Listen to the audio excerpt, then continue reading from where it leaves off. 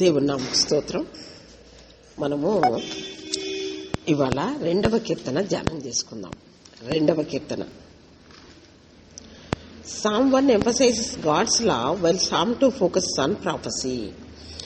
మొదటి కీర్తన దేవుని వాక్యాన్ని గురించి చెప్తుంది. దివారాత్రం దాన్ని ధ్యానించే వాళ్ళ గురించి దేవుని వాక్యం గురించి చెప్తుంది. 2వ కీర్తన ఒక ప్రవచనం గురించి చెప్తుంది, ఒక prophecy. It focuses on prophecy. Second Sam ప్రవచనం.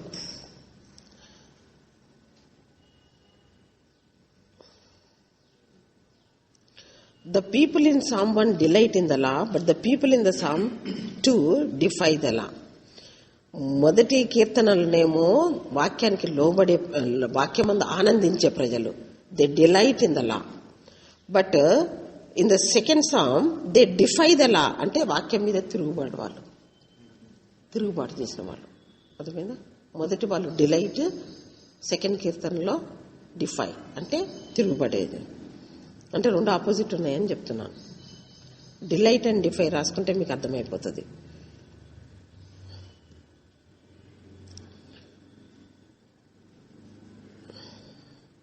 Psalm 1 begins with a beatitude and Psalm 2 ends with a beatitude.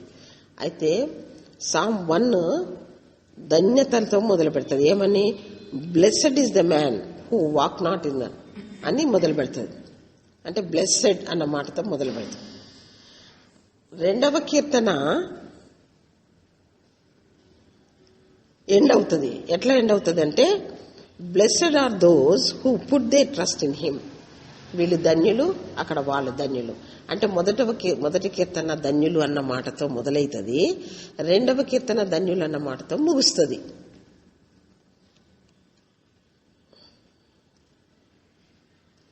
Psalm 1 never quoted in the new testament. తెలుసా అండి? మొదటి కీర్తన న్యూ టెస్టిమెంట్లో ఎక్కడ కోట్ చేయలేదు. But while Psalm 2 is quoted or alluded to at least 18 times, more than any single psalm. ఏ కీర్తన కూడా కొత్త నిబంధనలో ఎన్నిసార్లు ఏం చెప్పబడలేదు, కోట్ చేయబడలేదు. అంటే దీని గురించి మళ్ళీ వివరణ కోట్ చేయటం వల్ల ఏం చేయలేదని ప్రస్తావింపబడలేదు. అయితే 18 సార్లు ఉంది. చూడండి అమ్మ, రాసుకోండి. మీరు ఇంటికి వెళ్ళి బాగా ధ్యానం చేయాలి. అంటే 2వ కీర్తన ఎంత ఇంపార్టెంటో మీరు రాసుకోండి. బ్రదర్ 18 రెఫరెన్స్లు చెప్తాను, రాసుకోండి. మోర్ దాన్ మత్తయి 3:17, 7:23, 17:5, మార్కు 1:11, 9:7, లూకా 3:22, 9:35, యోహాను 1:49, అపోస్తల కార్యము 4:25-26, అపోస్తల కార్యము 13:33, ఫిలిప్పీ పత్రిక 2:12, 2:12, హెబ్రీ 1:2, 1:5, 5:5, ప్రకటన రెవల్యూషన్ 2:26-27, 11-18, 11వ అధ్యాయము 18వ వచనం. ప్రకటన 2వ అధ్యాయం 26-27 అయినాక 11వ అధ్యాయం 18వ వచనము, 12వ అధ్యాయం 5వ వచనము, 19వ అధ్యాయం 15వ వచనం. ఎంత ఇంపార్టెంటో ఇక మీరు ఆలోచించండి. More than 18 times. 18 మాత్రమే కాదు, ఇంకా కూడా దొరుకుతాయి, వెతికితే అంటాను ఇండైరెక్ట్ గా. అయితే ఇప్పుడు చదవం ఇవి. ఇవి మీరు ఇంట్లో చదువుకోవచ్చు, ఎందుకంటే చాలా చెప్పేది ఉంది. It is a messianic psalm. ఇదేంటి అని అంటే మెస్సయ్య కీర్తన. అయితే ఇంకొకటి రాసుకోండి అమ్మా. ఇండైరెక్ట్గా ఉంటుంది, ఇండైరెక్ట్గా ఉంటుంది 2:12లో, ఫిలిప్పి 2:12లో కొన్ని ఇండైరెక్ట్గా ఉంటాయి కదా. అది అందుకని మనం తర్వాత చూద్దాం. ఇప్పుడు అసలు చెప్పాల్సింది ఉంది. సరే, తర్వాత it is a messianic Sam. అది మెస్సయ్య కీర్తన, మెస్సయ్య కీర్తన. అయితే రెండవ కీర్తనతో పాటు ఇంకా కొన్ని మెస్సయ్య కీర్తనలు ఉన్నాయి. మనకు మెయిన్ మెస్సయ్య గురించే కదండి కావాల్సింది. సో మెస్సయ్య కీర్తనలు ఏరుకుంటే దాంట్లో బొరడు ఉన్నాయి. సో మెస్సయ్య కీర్తనలు ఏమిటంటే 2, ఈ రెండవది మెస్సయ్య కీర్తన 8, 16, 22, 23, 40, 41,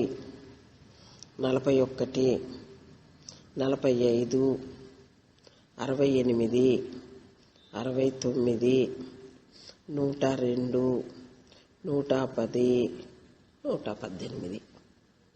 ఇవన్నీ మెస్సయ్యను గురించిన కీర్తనలట. The test of messianic psalm is that it is quoted in the New Testament as referring to Jesus.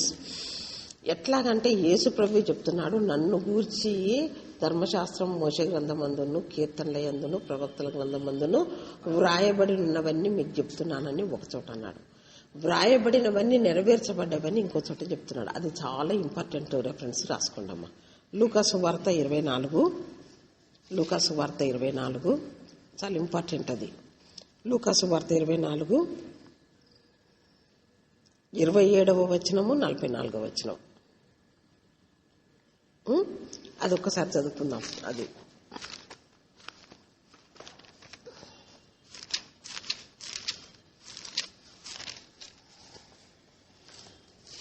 24, 27.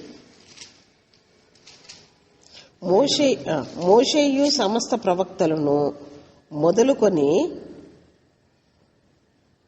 లేఖనములన్నింటిలో తన్ను గూర్చిన వచన భావమును వారికి తెలిపాను. అయితే 44 ఏమంటాడు చూడండి.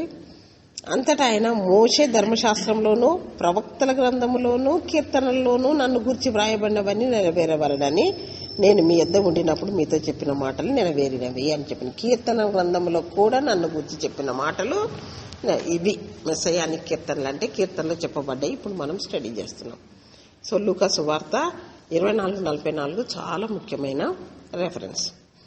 But this is also a royal psalm. ఇది ఒక రాజును గూర్చిన కీర్తనమ్మా. క్రీస్తు రాజును గూర్చిన కీర్తన. రాజు, royal psalm, referring to coronation of Jewish king and the rebellion of some of vassal nations that hope to gain their freedom. అయితే ఏ సందర్భంలో అనంటే యూదుల రాజుకి పట్టాభిషేకం చేసినప్పటి కీర్తన ఆ సందర్భంలో. అయితే కొంతమంది కప్పం గట్టే రాజులు తిరుగుబాటు చేద్దామని చూస్తున్నారు, స్వతంత్రత కావాలని. ఆ సందర్భంలో ఇది రాయబడింది. Other royal psalms are. ఇప్పుడు రాజు కూర్చిన కీర్తనలు రాసుకోండమ్మా. రాజు అన్న మాట ఎన్ని కీర్తనలు ఉందో చూడండి.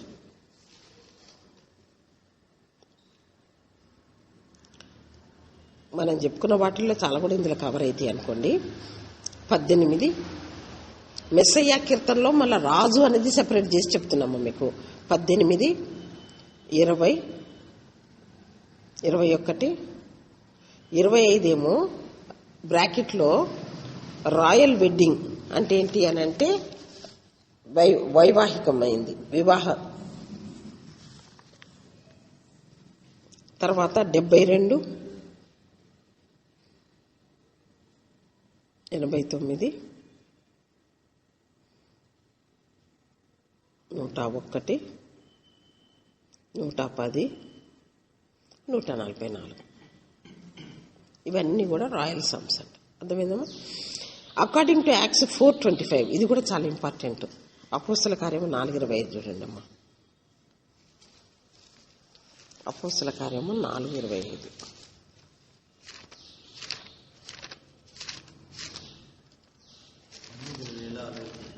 ప్రజలకు వ్యర్థమైన ఆలోచనను పెట్టుకుని మీదను ఆయన అభివృద్ధి మీదను దూరాజలు తెచ్చుకుని అధికారులను అని నీ పరిశుద్ధాత్మ ద్వారా మా తండ్రి అయిన సేవకుడైన దావీదు నోట పలికితివి. అది దావీదు నోట పలికితివి అని ఇక్కడ పేతురు చెప్తున్నాడు.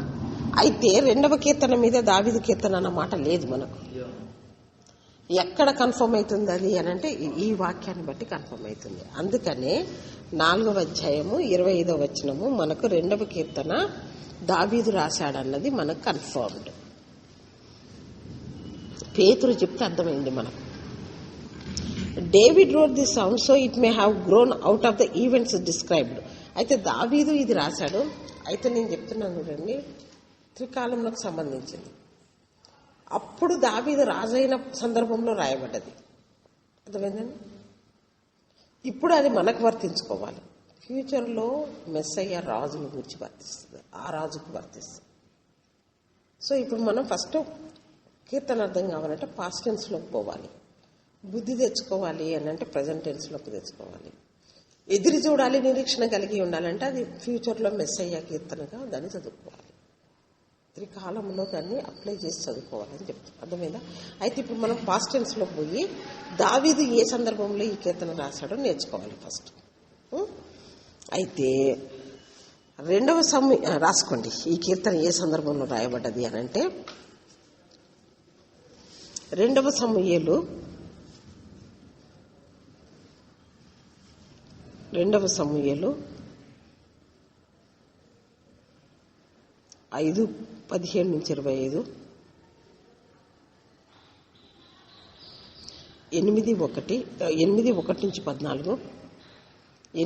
2వ సమూయేలు 8, 8వ అధ్యాయం 1-14, 10వ అధ్యాయం 1-19. మీరు చూస్తా ఉండండి, నేను బట్టలు లేచేస్తాను. ఇవి 2వ సమూయేలు 5వ అధ్యాయం 15-25 వరకు ఫిలిస్తీన్ల మీద 2 సార్లు యుద్ధం. అయితే వాళ్ళు దావీదు రాజయ్యాడు అని విని యుద్ధానికి వచ్చారు.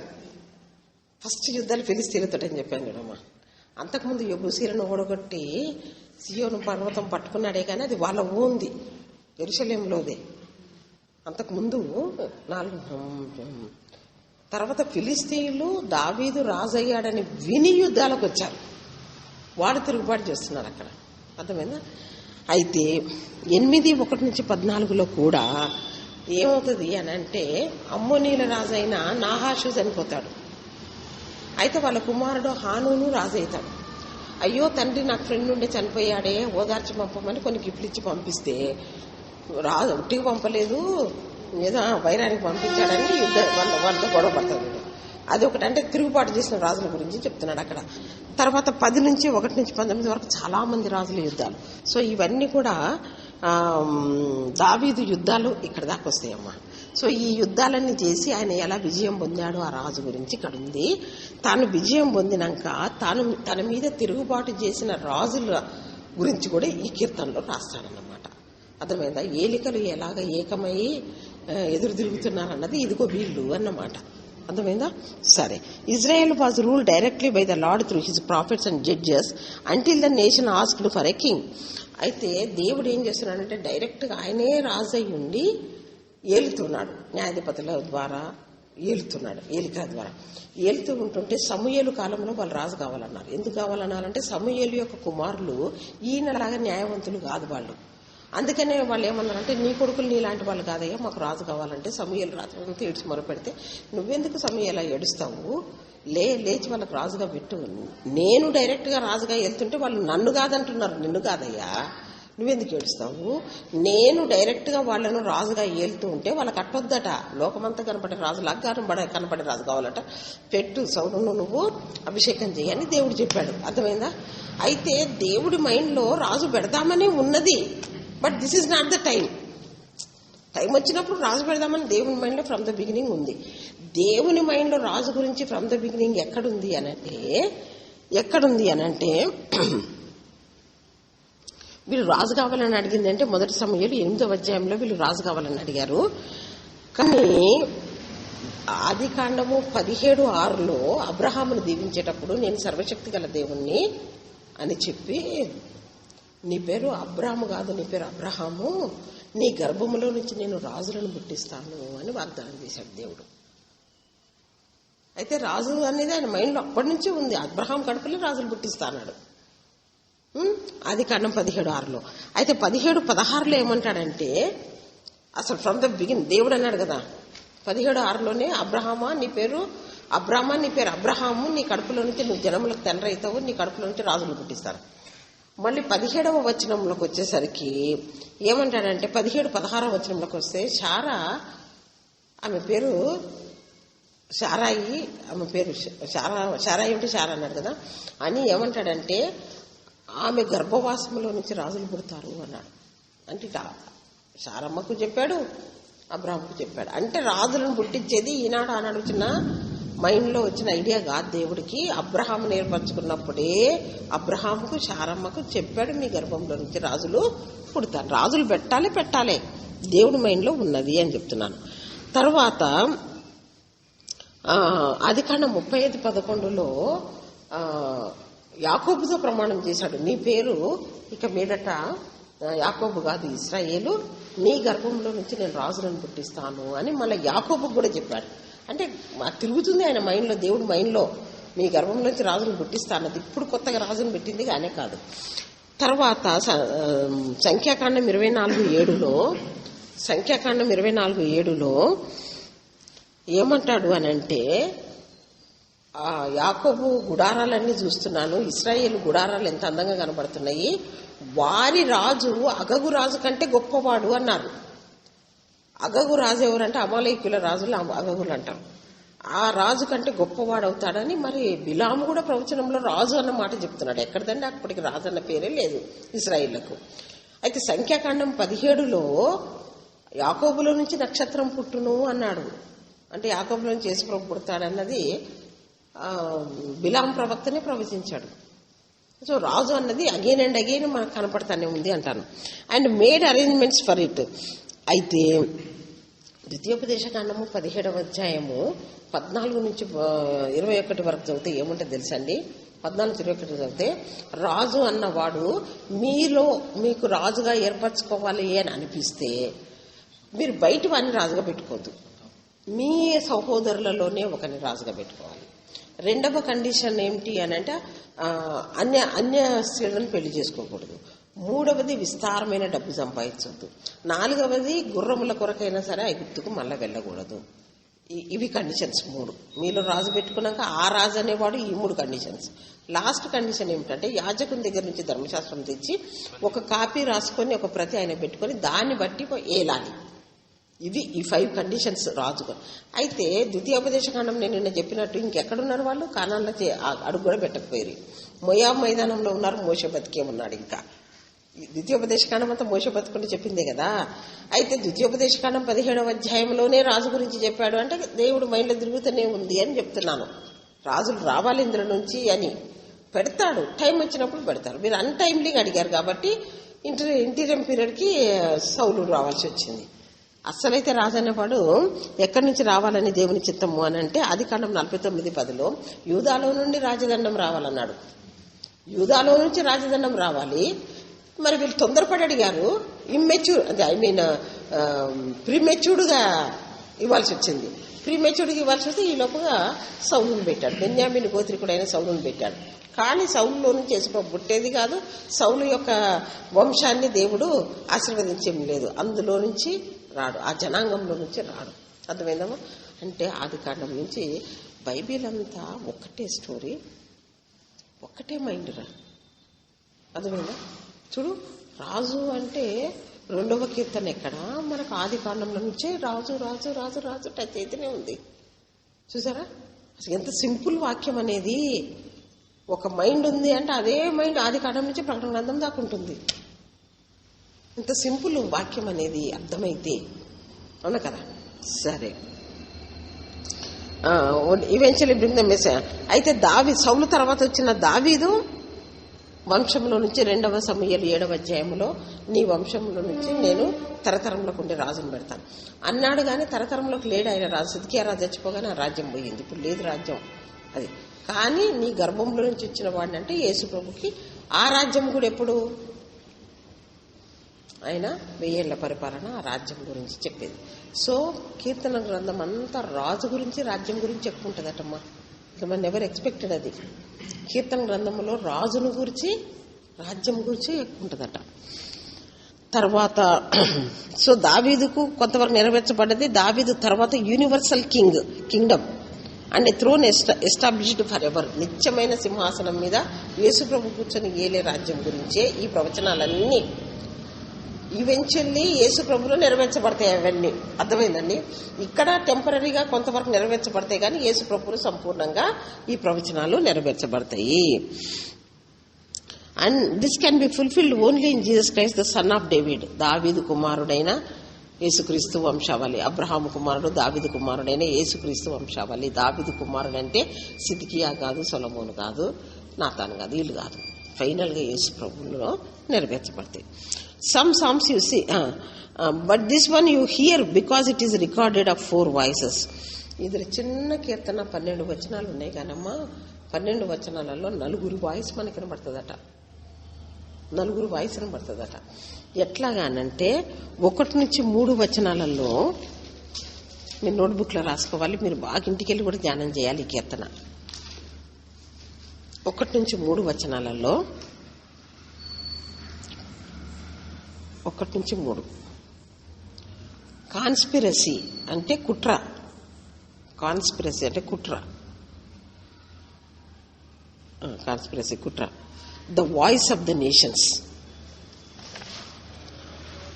జనములు, అన్ని జనములు ఏలా అల్లరి రేపుతున్నారు అంటే జనముల అల్లరి అనమాట అది. వాయిస్ ఆఫ్ ద నేషన్స్, జనములు అంటే నేషన్స్. అర్థమైందమ్మా? సరే, 2వది రాసుకోండి.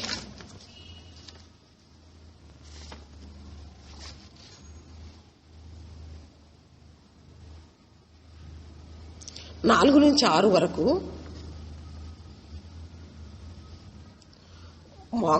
మోకరి అంటే ఎగతాళిగా నవ్వటం. 4 నుంచి 6.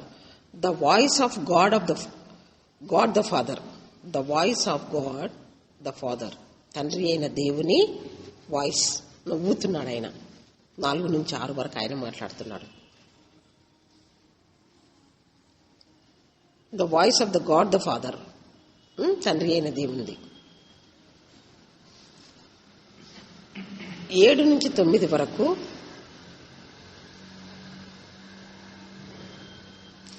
The voice of God the sun.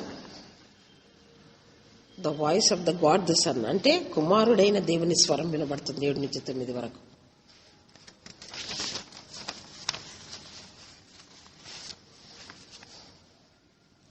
10 నుంచి 12 వరకు కుమారుడైన దేవుని వాయిస్ చెప్పలే కదా మీకు. విక్టరీ.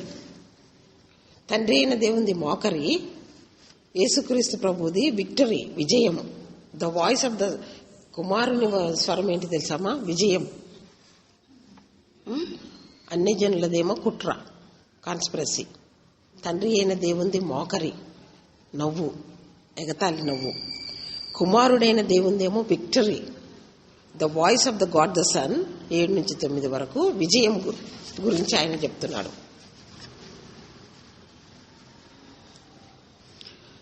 ద 10 నుంచి 12 వరకు ద ఆపర్చునిటీ.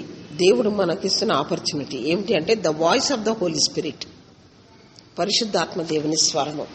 ఆయన మనకు ఒక ఆపర్చునిటీ ఇస్తున్నారు. కుమారుని ముద్దు పెట్టుకొని లేని ఎట్లా ఆయన మిమ్మను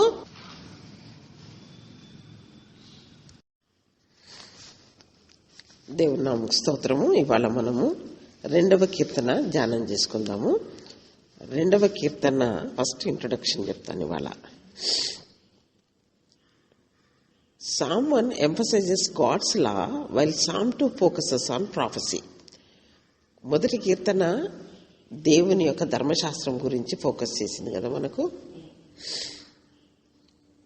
2వ కీర్తన ఒక ప్రవచనం, ఒక ప్రాఫెసీ.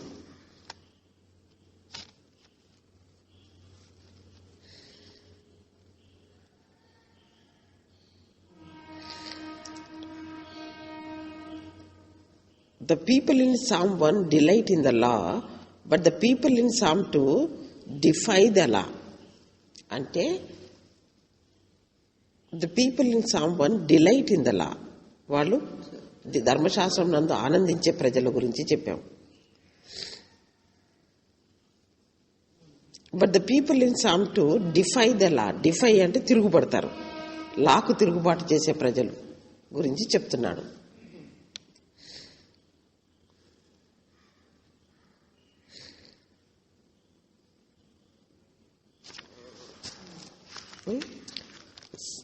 మొదటి కీర్తన ధన్యతతో మొదలైంది.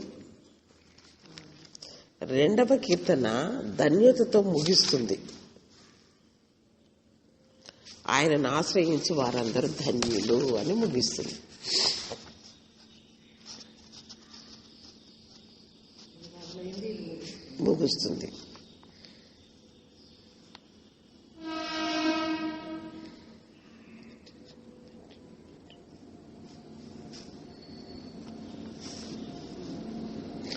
Psalm 1 is never quoted in the New Testament. ఇంత శ్రేష్టమైన కీర్తన అయినా కొత్త నిబంధనలో ఎక్కడా మొదటి కీర్తనను కోట్ చేయలేదు, రెఫర్ చేయలేదు. కానీ while Psalm 2 is quoted or alluded to at least 18 times, అంటే ఇక అది ఎంత ఇంపార్టెంట్ కీర్తనో ఆలోచించండి. కొత్త నిబంధనలో రెండవ కీర్తన 18 సార్లు, ఇంకా లెక్క పెడితే ఇంకా దొరుకుతాయేమో కానీ అట్లీస్ట్ 18 times. ఆ రెఫరెన్సెస్ అన్ని తెలిసి ఉంటే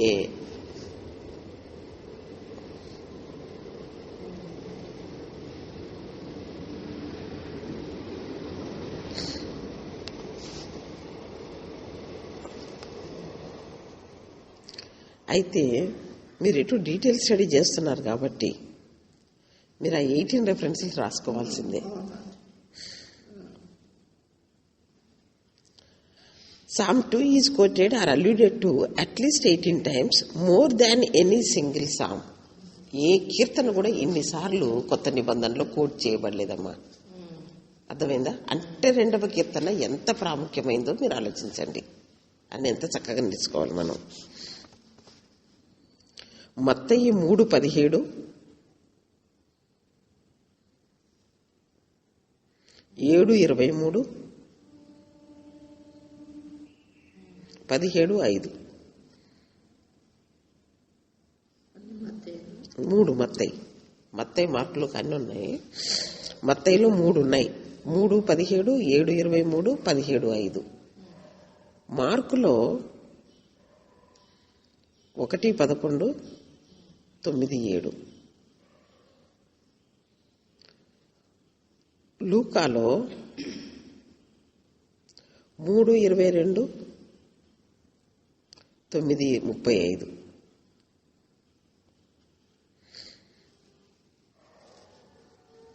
యోహానులో 1:49. అపోస్తుల కార్యములో 4:25 నుంచి 26 వరకు. 13వ అధ్యాయం 33వ వచనం.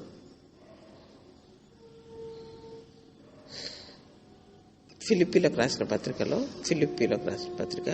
2:12.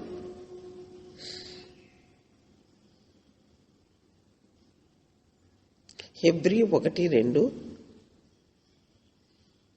1:5, 5:5. ప్రకటన ఫిబ్రిలో 1:2, 1:5, 5:5 3 సార్లు. రెవల్యూషన్ 2, 26-27, 11:18, 12:5, 19:15. అంటే ప్రకటనలే 4 సార్లు ఉంది. It is a messianic psalm. ఇది చదువుదాం మనము. ఫస్ట్ కొంచెం చదువుతాను.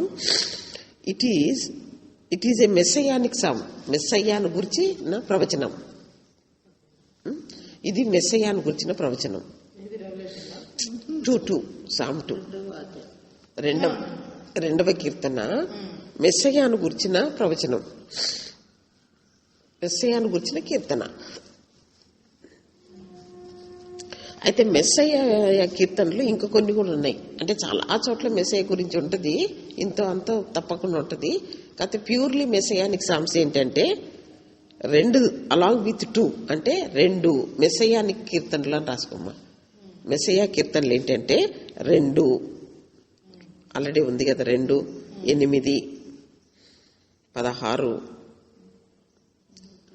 22,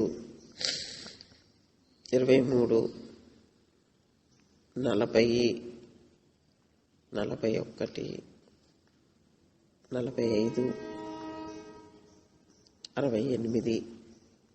69, 102, 110 అండ్ 118 లాస్ట్. ఇవన్నీ కూడా ప్యూర్లీ మెస్సయానిక్ సామ్స్.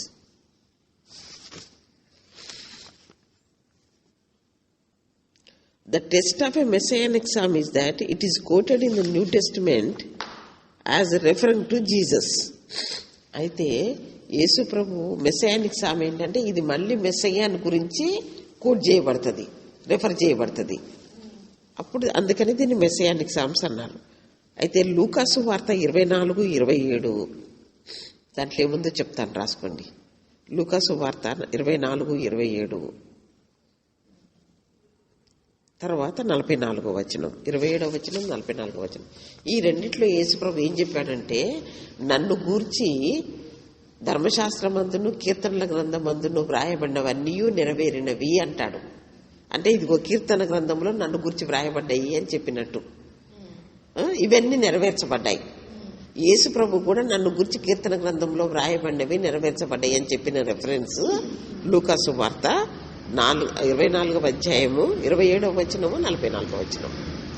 యేసు ప్రభు కూడా చెప్పాడమ్మా, నన్ను గూర్చి ధర్మశాస్త్రమందును కీర్తనల గ్రంథమందు చెప్పబడినవి నెరవేర్చబడెను అన్నాడు. అంటే ఇవే నెరవేర్చబడ్డాయి, అంటే ఇవే అన్నమాట.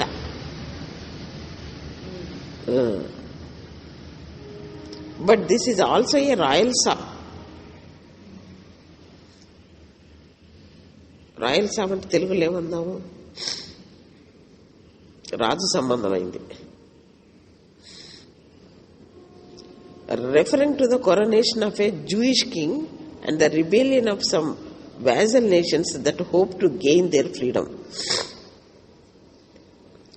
యూదుల రాజుని అభిషేకించటము, పట్టాభిషేకం చేయటము, ఆయన కింద ఉన్న వాజల్ కింగ్స్ ఉంటారు చూడమ్మా, కప్పం కట్టే రాజులు, సామంత రాజులు అంటారా వాళ్ళను, సామంత రాజులు తిరుగుబాటు చేయటం ఉంటుంది ఈ కీర్తనలో.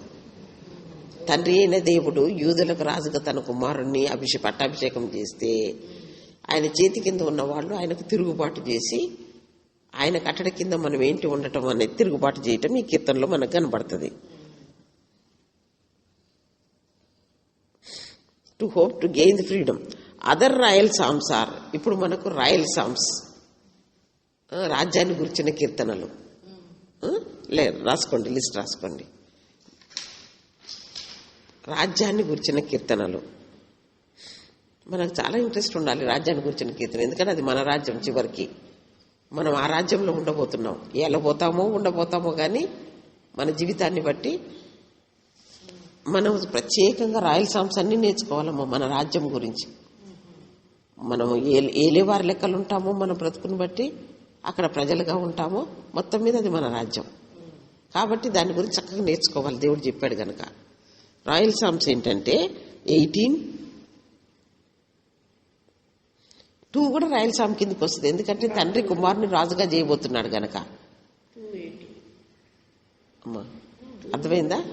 ఎందుకంటే ఇది నాట్ ఓన్లీ మెస్సయానిక్ సామ్, మెస్సయ్యాలో ఆయన రాజ్యం గురించి చెప్పుతున్నాడు గనక రాయల్ సామ్ అని కూడా అంటున్నాను.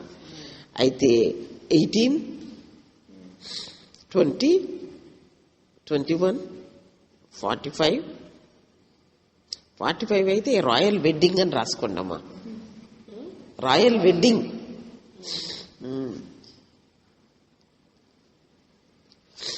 ఇది ప్రిన్సెస్ చార్ల్స్ ఉన్నాడు చూడమ్మా, మొన్న డయానా వాళ్ళ వివాహం అయింది కదా అక్కడ, బిగ్ బెన్ అని అది చూపించారు, ఆయన పెళ్లి ఇక్కడే అయింది అని.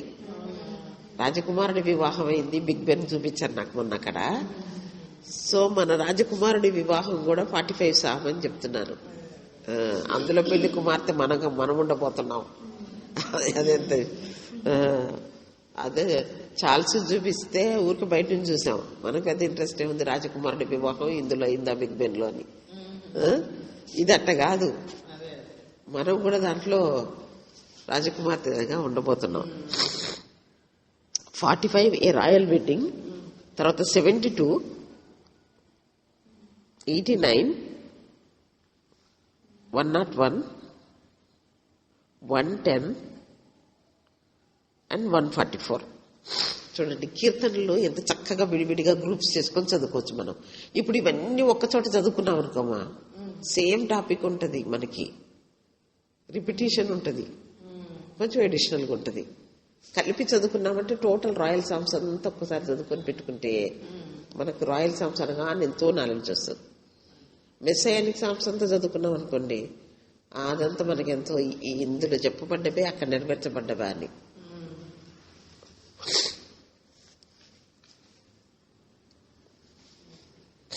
ఇప్పుడు ఈ పాపకు ఉంది చూడండి, ఈమె డ్రెస్ ఉంది కదా, దీంట్లో చాలా అసలైతే ఇది ఈ కలర్, దాని మీద బ్రౌన్ వేశారు, చాలా బ్రౌన్ వేశారు కదా, ఆ బ్రౌన్ అంతా తీసేస్తే ఈ కలర్ కొద్దిదే ఉంది కదా. బ్రౌన్ అదే మస్టర్డ్ మీద బ్రౌన్ వేశారు, వైట్ వేశారు, ఎల్లో వేశారు. అది అట్లాగా కొత్త నిబంధన అంతా ఇట్లా ప్లెయిన్ ఉంటుందమ్మా. దీంట్లో మెస్సయానిక్ సామ్స్ ఉంటాయి, రాయల్ సామ్స్ ఉంటాయి. అవన్నీ మనకి ఇక్కడవే అక్కడ పెట్టారని ఇవి వేరు చేసేసుకున్నాం అనుకోమా, అందులో ఉన్న సబ్జెక్ట్ ఇంతే ఉంటుంది. ఇదే అక్కడ రిపిటేషన్, ఇది ఇక్కడ రిపీట్ అయిందని దీన్ని తీసి పెట్టేసుకున్నాం అనుకోండి, మనము సెపరేట్ చేసుకున్నాం అనుకోండి, దీంట్లో ఉన్న కొత్త సబ్జెక్ట్ ఇంతే ఉంటుంది. అంత జ్ఞానంతో చదువుకోవాలి మనం. ఒక రెఫరెన్స్ ఇచ్చాను అని అంటే దాని వెనకాల చాలా మర్మం ఉంటుంది. అర్థమేనా? సరే, according to acts 4:25 David road this song. ఇది ముఖ్యమమ్మా. ఎందుకు అని అంటే మనకు కీర్తనల్లో దావీదు కీర్తనలు అన్నవి హెడ్డింగ్ ఉన్నవి 150లో 73 దొరుకుతాయి మనకి. నేను 75 అని చెప్పాను మీకు. నేను 75 అని చెప్తే ఇంకో 2 ఎక్కడి నుంచి వచ్చాయి అని అంటే హెడ్డింగ్ మీద లేదు. 2వ కీర్తన పైన దావీదు దాన్ని లేదు, కానీ మీరు తీయండి. అపోస్తుల కార్యము 4:25 తీయండి అమ్మా. అపోస్తుల కార్యము 4:25.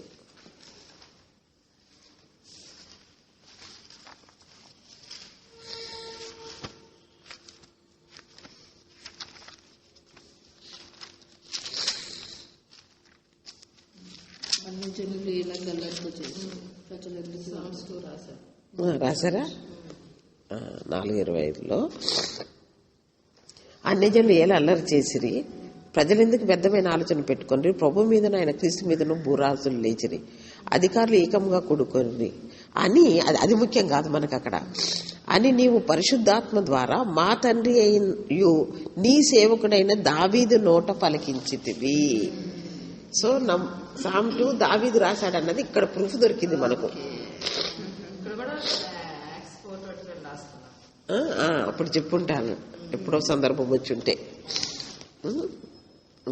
సో అది ఇంకా మంచిదమ్మా. యాక్ట్స్ 4:22-25 అని రాసుకోవటం.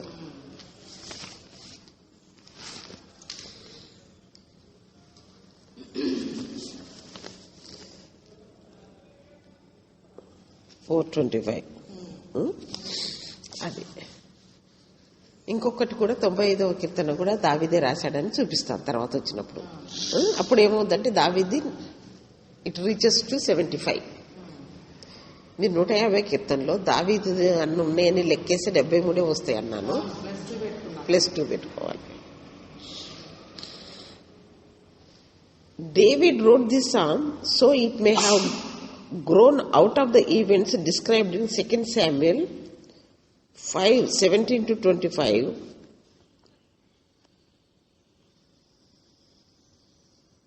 అయితే దావీదు ఈ విషయాలు ఎందుకు రాశాడు ఈ రాజ్యాన్ని గురించి అంటే, రాజ్యం ఇస్తానని దావీదుకు దేవుడు 2వ సమూయేలు ఈ కీర్తన రాయటానికి కారణం ఏంటంటే, 2వ సమూయేలు 5వ అధ్యాయం 17 నుంచి 25 వరకు. 2వ సమూయేలు 5వ అధ్యాయము 17 నుంచి 25.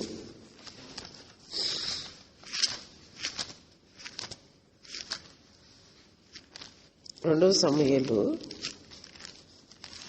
5వ అధ్యాయము 17 నుంచి 25 వరకు. జనులు ఇశ్రాయేళ్ల మీద రాజుగా దావీదునకు పట్టాభిషేకం చేసిరని ఫిలిస్తీయులకు వినబడినప్పుడు దావీదును పట్టుకొంటకై ఫిలిస్తీయులందరూ వచ్చిరి.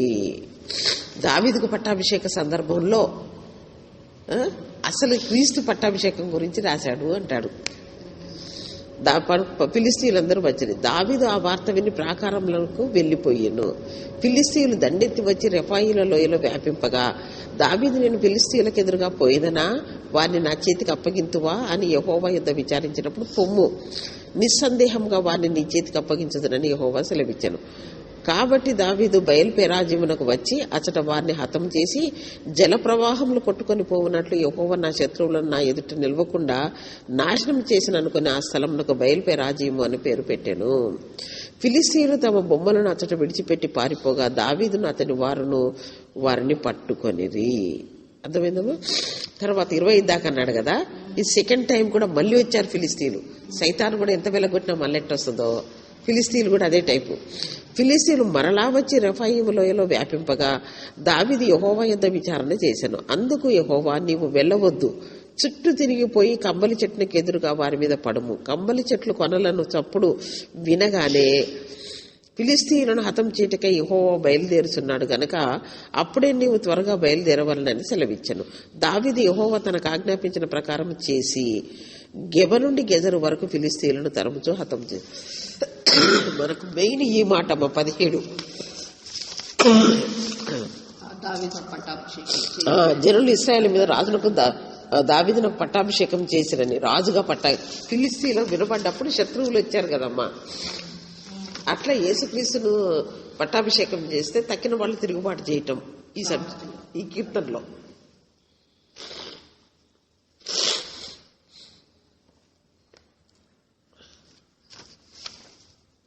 అదొకటి. తర్వాత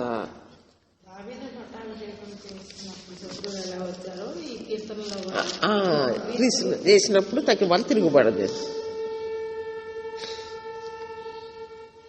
తర్వాత దావీదు చేసిన యుద్ధాలు, తిరుగుబాటు చేసిన రాజులు మనకు 2వ సమూయేలు 8వ అధ్యాయం 1 నుంచి 14 వరకు కూడా ఉంటుందమ్మా.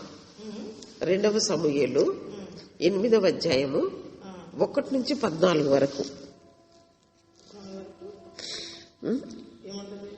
దావీదు చేసిన యుద్ధాలు, తిరుగుబాటు చేసిన రాజులు.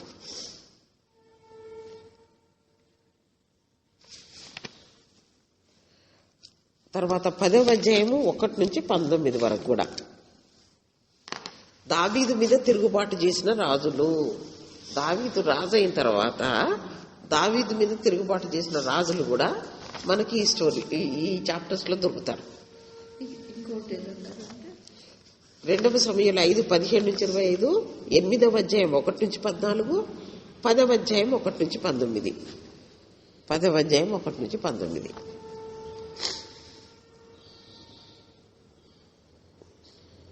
ఇవన్నీ కూడా దావీదు చేసిన యుద్ధాలు, దావీదు మీద తిరుగుబాటు చేసిన రాజులు.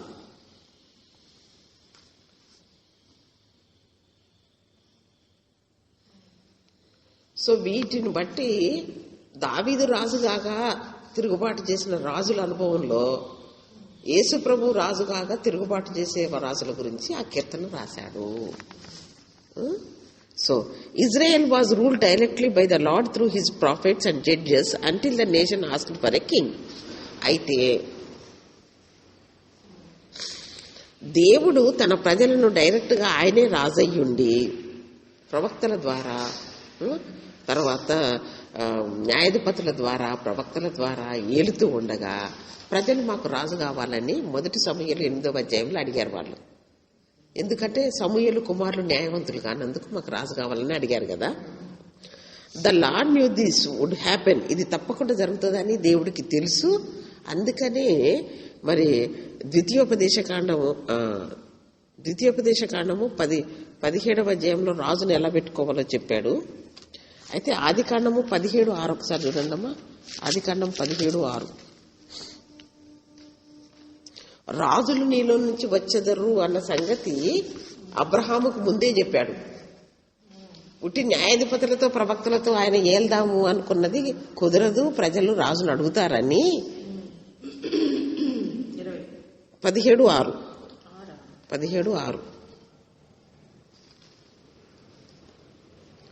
17:6లో రాజులు నీలో నుండి వచ్చేదరని అబ్రహాంకి ఎట్ట ప్రామిస్ చేశాడమ్మా.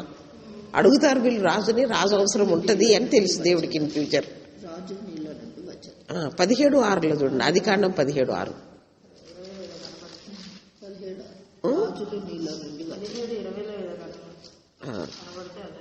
అయితే రాసుకోండి.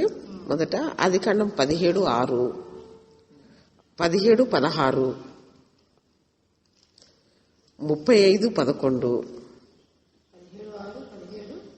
16, 35:11,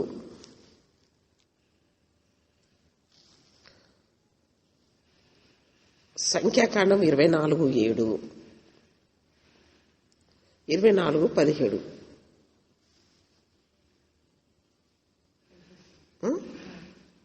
ఈ రెఫరెన్స్లన్నీ రేపు చదువుతాను, కొంచెం చదివేసి వాళ్ళ రెఫరెన్స్లన్నీ పెట్టుకోండి. And made arrangements for it. అందుకనే ద్వితీయోపదేశ కాండం ఉంది చూడండి అమ్మా, 17వ అధ్యాయము 14 నుంచి 12 వరకు. మీరు రాజును పెట్టుకోవాలనుకుంటే అన్యుణ్ణి పెట్టుకోవద్దు, మీలో నుంచే ఒకరిని రాజుగా పెట్టుకోవాలి మీ 12 గోత్రాలలో అనేది ఒక కండిషన్ పెట్టాడు. రెండవది, రాజైన వాడు విస్తారమైన డబ్బు సంపాదించే దాని మీద మనసు పెట్టొద్దు, అన్ని స్త్రీలను పెళ్లి చేసుకోకూడదు, గుర్రములు తెచ్చుకోవటానికి కొరకు ఐగుప్తుకు పంపకూడదు. 3 కండిషన్స్ రాజుకి. 17వ అధ్యాయము 14 నుంచి 12 వరకు, 12 నుంచి 14 వరకు, 4 నుంచి 12 ఏమో కూడా, 4 నుంచి 12 అయి ఉంటుంది చూడండి. 14 నుంచి 22 చూస్తా ఉండండి. అది కొంచెం ద్వితీయోపదేశ కాండము 17వ అధ్యాయంలో అయితే రాజు గురించి ఉంటుందమ్మా. 14 నుంచి అమ్మా 22 వరకు, 14 నుంచి 22 వరకు, 12 కాదు. తర్వాత ధర్మశాస్త్రం ఒక కాపీ, పర్సనల్ కాపీ రాసి పెట్టుకోవాలి. These are the conditions for a king. రాజును అనేవాడిని బయట ఎవరిని పెట్టుకోవద్దు, వాడు ఎంత ఎఫిషియెంట్ అయినా. మీలో నుంచే ఒకరిని రాజుగా పెట్టుకోవాలి.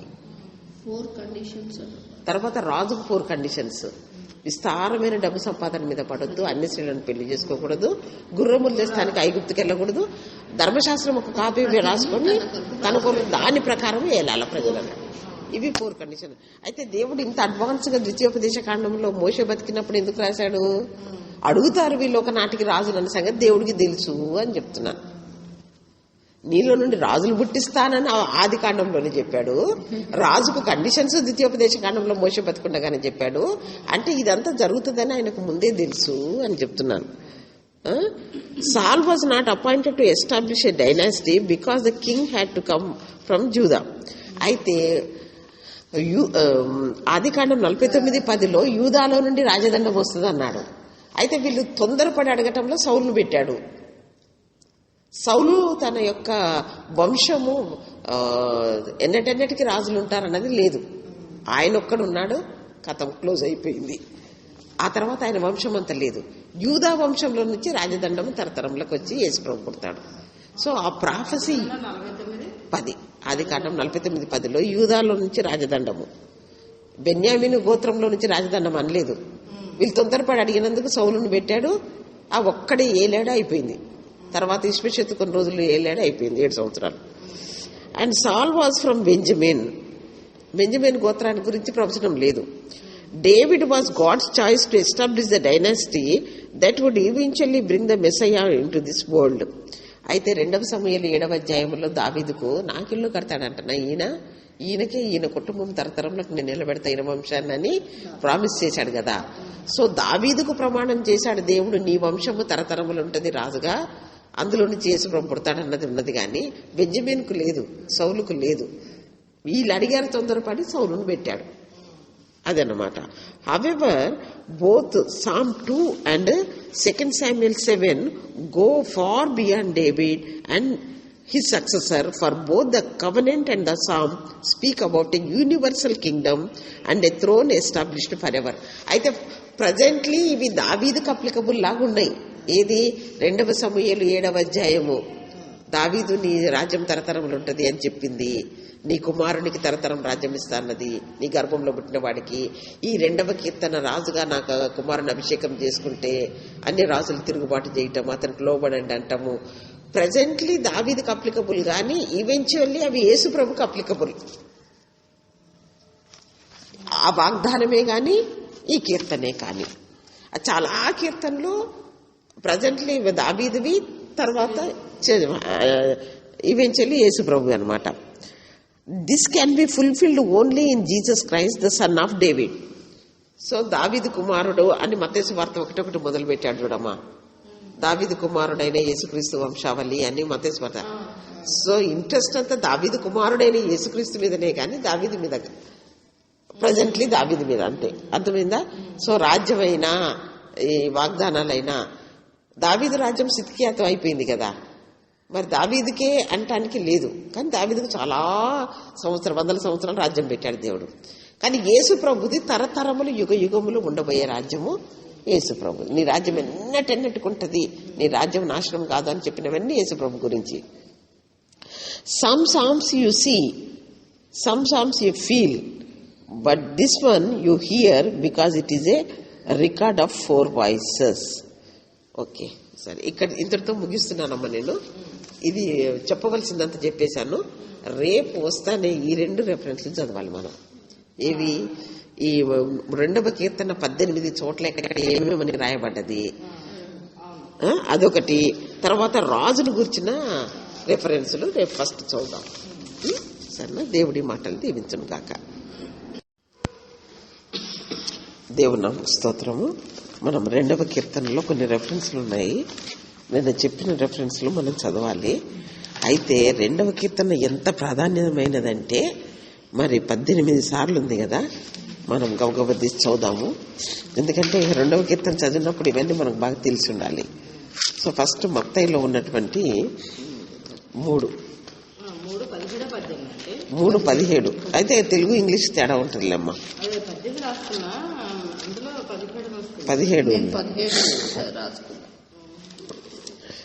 17లోనే ఉందమ్మా. 3:17లో మరియు ఇదిగో ఈయనే నా ప్రియ కుమారుడు, ఈయన యందు నేను ఆనందించునని ఒక శబ్దం ఆకాశం నుండి వచ్చెను. ఇది ఎక్కడుంది మనకు? ఈయన నా ప్రియ కుమారుడు, ఈయన ఎందు అమ్మా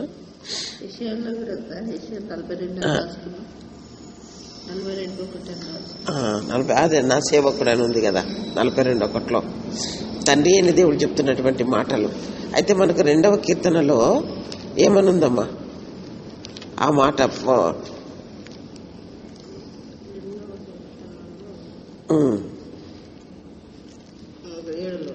రాసుకోవాలి అక్కడ.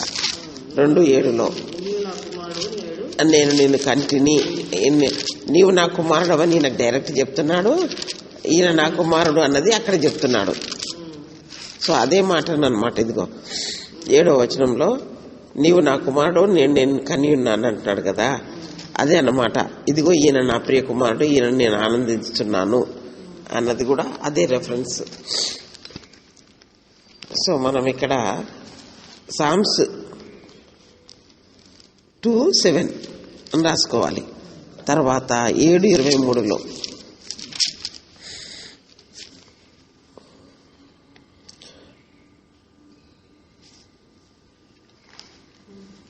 7:23లో ఏముందమ్మా?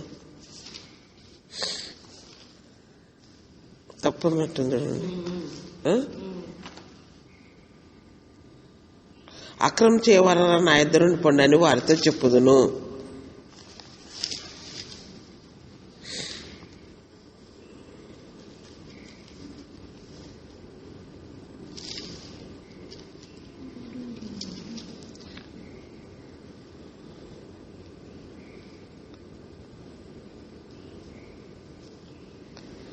అన్ని జనులు ఎలా అల్లరి రేపుచున్నారు, జనములు ఎలా పెద్దమైన తలదు, మనం వారికి అట్లని తెప్పుదాం రండి, వారి పాశంలో మన ఎదురుండి పారవేయుదరుండి అని చెప్పుకొంచున్నారు. భూరాజులు యెహోవాకు ఆయన అభిషక్తునికి విరోధంగా నిలబడుచున్నారు. ఏలికలు ఏకీభవించి ఆలోచన చేయుచున్నారు. ఆకాశం మందు ఆసీనుడగు వాడు నవ్వుచున్నాడు, ప్రభు వారిని చూసి అపహసించున్నాడు. ఆయన ఉగ్రుడై వారితో పలుకును, ప్రచండ కోపం చేత వారిని తలడిల్ల చేయును. ఆయన ఇనుపదండంతో వారిని నలగగొట్టను, కుండను పగలగొట్టినట్టు వారిని ముక్క చెక్కలుగా పగలగొట్టను కదమ్మా. అయితే శత్రువులను గురించి ఇది. అయితే ఇంగ్లీష్ బైబిల్ అయితే కరెక్ట్ రెఫరెన్స్ ఉంటుందమ్మా. సరే, నేను ఇంగ్లీష్ బైబిల్ చూసి తీసుకొస్తాను ఏ వర్డ్స్కి సూటబుల్ వర్డ్ అని. చాలా చోట్ల దుష్టులను ఆయన ఖండిస్తున్నాడు, కానీ అది ఏ కరెక్ట్ ఏ వర్డ్కో. తర్వాత 17:5 కూడా మనకు అదే ఉంటుంది కదమ్మా. ఇది రూపాంతరపు కొండ మీద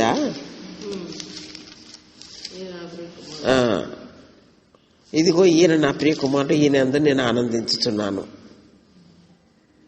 ఈయన మాట వినుడని ఒక శబ్దం ఆకాశ మేఘంలో నుండి పుట్టాను. ఈయన మాట వినుడి అన్నది కూడా కుమారుని ముద్దు పెట్టుకునుండి అని ఉంటుంది కదమ్మా. సరే, ఇది కూడా నా ప్రియ కుమారుడు అని తండ్రి కుమారుడు గురించి డిక్లరేషన్. దుష్టులను ఆయన అపహసిస్తాడు, దుష్టుల్ని ఖండిస్తాడు అన్నది దీని థీమ్ కదా. తర్వాత మనకు నెక్స్ట్ మార్క్ 1:11.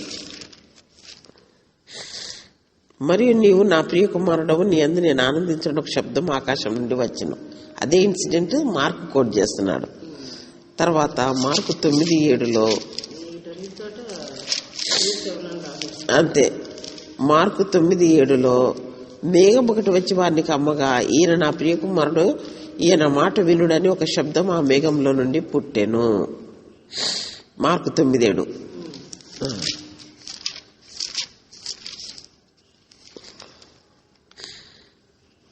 లూకా 3:22. పరిశుద్ధాత్మ శరీరాకారంతో పౌరం వల్ల ఆయన మీదికి దిగి వచ్చును. అప్పుడు నీవు నా ప్రియ కుమారుడవు, నీ యందు నేను ఆనందించిన ఒక శబ్దం ఆకాశం నుండి వచ్చెను. అంటే సువార్థికులందరూ ఏ కోట్ చేస్తున్నారు? రూపాంతరం కొండ మీద బాప్తిస్మం తీసుకున్నప్పుడు. 9:35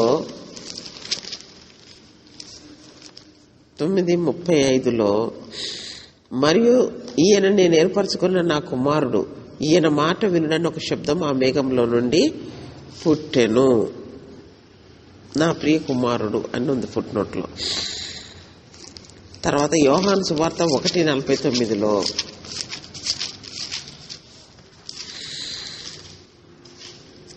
నతనయేలు బోధకుడా, నీవు దేవుని కుమారుడవు, ఇశ్రాయేలు రాజు అని ఆయనకు ఉత్తరం ఇచ్చెను. దేవుని కుమారుడవు అన్నమాట, ద సన్ ఆఫ్ గాడ్ నతనయేలు. ఇప్పుడు నతనయేలు చెప్తున్నాడు ఇక్కడ. సువార్థికులేమో ఆ 2 కోట్ చేశారు. ఇక్కడ నతనయేలు బోధకుడా, నువ్వు దేవుని కుమారుడవు, ఇశ్రాయేలు రాజువు అని ఆయనకు ఉత్తరం ఇచ్చాను. నా రాజు అన్న మాట ఒకటి కన్ఫర్మ్ అయింది. తర్వాత దేవుని కుమారుడవు, అదే అన్నమాట థీమ్ మనకు ఇక్కడ కోట్ చేస్తున్నాడు, ఎగ్జాక్ట్ వర్డ్స్ కాకుండా. జాన్ 1:49. తర్వాత అపోస్తల కార్యం 4:25-26 ఏమో మనం నిన్న చూసేసాం కదా. 4:25-26 అన్ని జనులు ఎలా అల్లరి చేస్తున్నారు రాసేసుకున్నాం కూడా. దావీదు 2వ కీర్తన రాశాడని కూడా రాసుకున్నాం. తర్వాత అపోస్తల కార్యం 13:33. 13 అనగానే మొదటి జర్నీ, ఫస్ట్ జర్నీలో స్టార్ట్. 33లో యేసును లేపి పితరులకు చేసిన వాగ్దానం మన పిల్లలకు నెరవేర్చున్నాడు, మేము మీకు సువార్త ప్రకటన. అలాగే నీవు నా కుమారుడవు, నేడు నేను నిన్ను కంటిని అని 2వ కీర్తన యందు వ్రాయబడిన. ఎంత కరెక్ట్ గా నంబర్ చెప్పాడు చూడండి ఇక్కడ.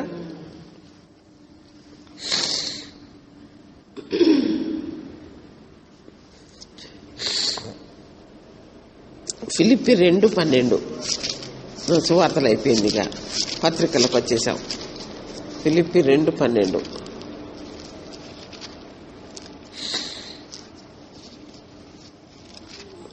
12లో కాగా నా ప్రియులారా, మీరు ఎల్లప్పుడూ విధేయులై ఉన్న ప్రకారము నా ఎదుట ఉన్నప్పుడు మాత్రమే కాక మరి ఎక్కువగా నేను మీతో లేని ఈ కాలం అందరూ భయంతోనూ వణుకుతోనూ మీ సొంత రక్షణ కొనసాగించుకోండి. అయితే 11 అయి ఉండాలమ్మా. ప్రతి వారి నాలుకయ్య తండ్రి అయిన దేవుని మహిమార్థమే యేసుక్రీస్తు ప్రభువు అని ఒప్పుకొనున్నట్లును దేవుడు ఆయనను అధికంగా హెచ్చించి ప్రతి నామమునకు పైనామం ఆయనకు అనుగ్రహించాను కదమ్మా. అదే నా కుమారుని నేను హెచ్చించి ఉన్నానంటాడు కదా ఇక్కడ.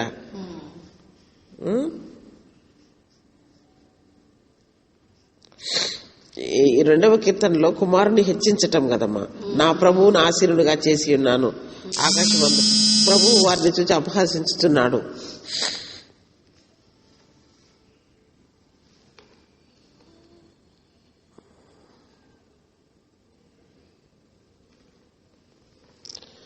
ఆకాశమందు ఆశీనుడవను ప్రభువు వారిని చూసి అపహాసించుతున్నాడు. ఆయన ఉగ్రుడై వారితో పలుకును, ప్రచండ కోపం చేత వారిని తలడిల్లజేయును. అందుకో నేను నా పరిశుద్ధ పర్వతం మీద సీయోను మీద నా రాజును ఆశీనుడిగా చేసి ఉన్నాను అంటే నేను హెచ్చించటం కదమ్మా. అదే ఇక్కడ అన్ని నామములటే పై నామముగా ఆయనను హెచ్చించి ఉన్నాడు. సో ఎక్కడ అది మనలను గురించి, అది మనలను గురించి 11 అని రాసుకోవాలమ్మా మనం. 2:11 మనకు 12 ఉంది కదా. ఇంగ్లీష్ తెలుగు తేడా, మనకు ఇంగ్లీష్ తెలుగు తేడా ఉంటది కదమ్మా. హెబ్రీ 1:2 హెబ్రీ 1:2 అయితే మనకు మళ్ళీ ఇదే కొటేషన్ అక్కడ. 1:2 అయితే వేరు. ఆ దినములు అంతమంది కుమారుని ద్వారా మనతో మాట్లాడాను, ఆయన ఆ కుమారుని సమస్తమునకు వారసునిగా నియమించను అని అంటే అక్కడ చెప్తాడు కదా, నా కుమారుని ఆశీనుగా చేసి ఉన్నాను, నన్ను అడుగుము జనమును స్వాస్థ్యంగాను భూమి దిగంతముల వరకు సొత్తుగాను అని కదా.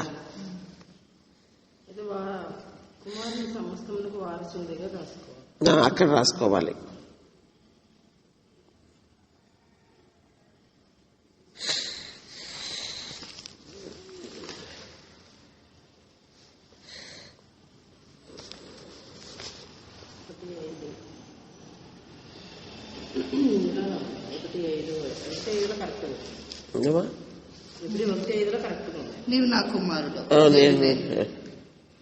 అది నేను ఆయన తండ్రిని ఎందుకు ఆయన కుమారుడు అయినని. ఇక్కడ కూడా ఎన్నో వచ్చిన మాకు తెలియదు. అది పైన కూడా 5 1:2లో అదే అదే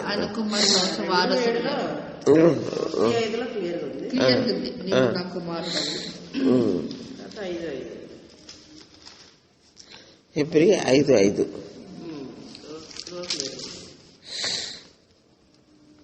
నీవు నా కుమారుడు నేను నిన్ను కని ఉన్నాను 2:7. తర్వాత రెవల్యూషన్ 2:26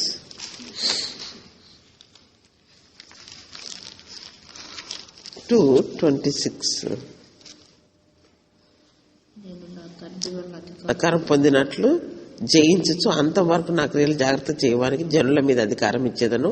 అతను ఇనుపదండంతో వారిని ఏలును, వారి కుమారుని పాత్ర వల్లే పగలగొట్టుదురు. ఇనుపదండంతో వారిని ఏలును, కుమారుని 9 అమ్మది.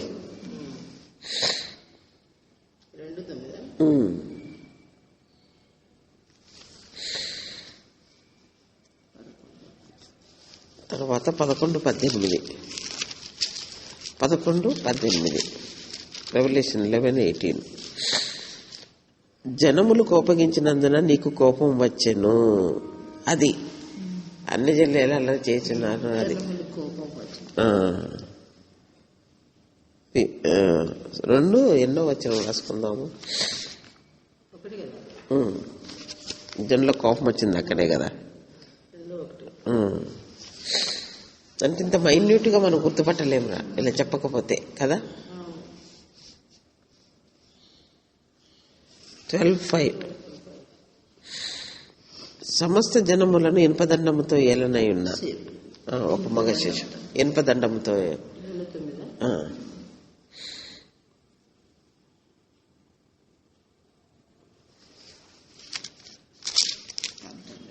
19:15 జనములను కొట్టుటకు ఆయన నోట నుండి వాడిగల ఖడ్గం బయలు వెళ్ళుచున్నది. ఆయన ఇనుపదండముతో వారిని ఏలును.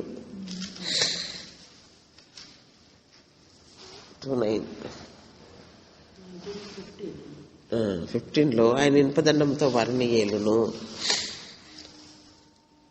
చూడమ్మా వాక్యం ఎంత రిపిటేషన్ చూడండి కదా.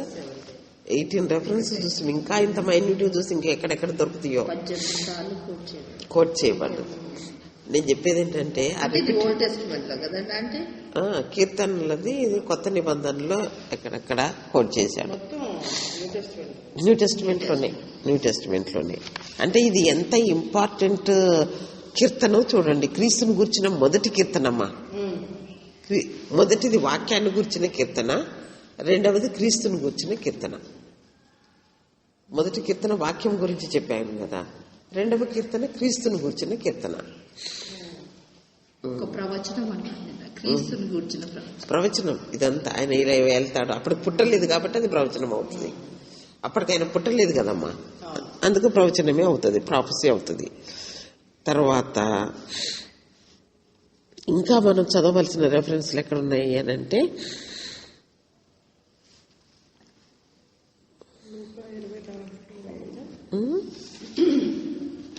లూకా 24:27, 44 నన్ను గుర్తిన ధర్మశాస్త్ర గ్రంథమందు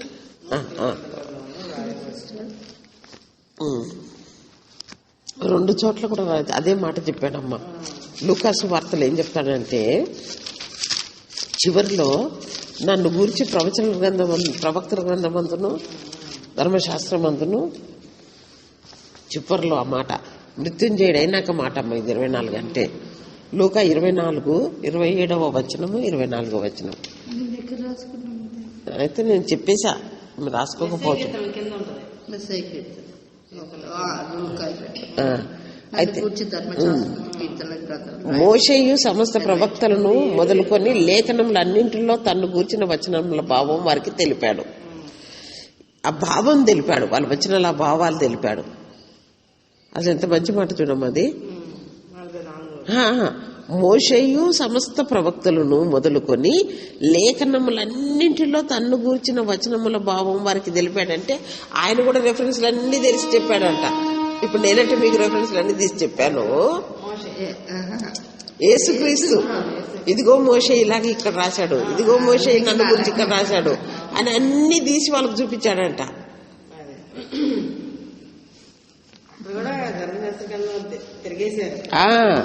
మోషేయు సమస్త ప్రవక్తలు కూడా ఏమేం చెప్పారో మొదలుకొని లేఖనములన్నింటిలో అప్పటికే కొత్త నిబంధన లేదు కదమ్మా. అందుకనే మోషేను సమస్త ప్రవక్తలు ఏమేమి ఆయన గురించి చెప్పారో ఇప్పుడు నేనెట్ట రెఫరెన్స్ తీసి మీకు చూపించానో నన్ను గురించి ఇదిగో ఇట్లా రాస్తున్నాయని చూపించాడంట వాళ్ళకి రెఫరెన్సెస్ తీసి. అయితే 44లో ఏమంటాడంటే అంతటా ఆయన మోషే ధర్మశాస్త్రంలోను ప్రవక్తల గ్రంథములలోను కీర్తనలలోనూ నన్ను గూర్చి వ్రాయబడినవన్నీ నెరవేరవలనని నేను మీ యొద్ద ఉండినప్పుడు నేను మీతో చెప్పాలి. ఇప్పుడు ఇక్కడ కీర్తనలు, ఈ కీర్తనల గ్రంథంలో కూడా ఇక్కడ నెరవేరినవి అన్నాడు, అక్కడేమో వారికి చూపించాడు. అక్కడ తీసి చూపించాడు, ఇక్కడ కీర్తన గ్రంథంలో కూడా నన్ను గురించి రాసినాయని నెరవేరినాయని యేసు ప్రభు శిష్యులకు చూపించాడు. ఇప్పుడు నేను ఎట్లా రెఫరెన్స్లు తీసి మీకు చూపిస్తున్నాను, యేసు ప్రభు రెఫరెన్స్లు తీసి చూపించాడు వాళ్ళకి. వాళ్ళు ఇలా కూర్చొని చాలా డిస్కషన్స్ చేశారా, ఇలా కూర్చొని శిష్యులందరినీ కూర్చోబెట్టుకొని. అది కూడా చాలా సేపు అనుకుంటా వాళ్ళకి, ఎంతసేపు వాళ్ళకి తెల్లారినా గంటలు తెలిసేది కాదు కదా.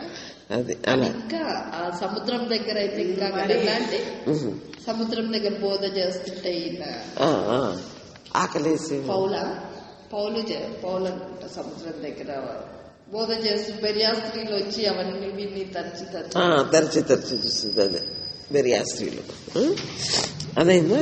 తర్వాత నెక్స్ట్ మనం చదవాల్సింది ఏమిటి అంటే ఇక్కడ ద్వితీయోపదేశాన్ని పెట్టుకుని కండిషన్ ఆదికాండం 17:6 ఏముంటది అని అంటే రాజులు నీ నుంచి వచ్చేదర చదివేశాం నిన్న రాజును పెట్టుకునే కండిషన్.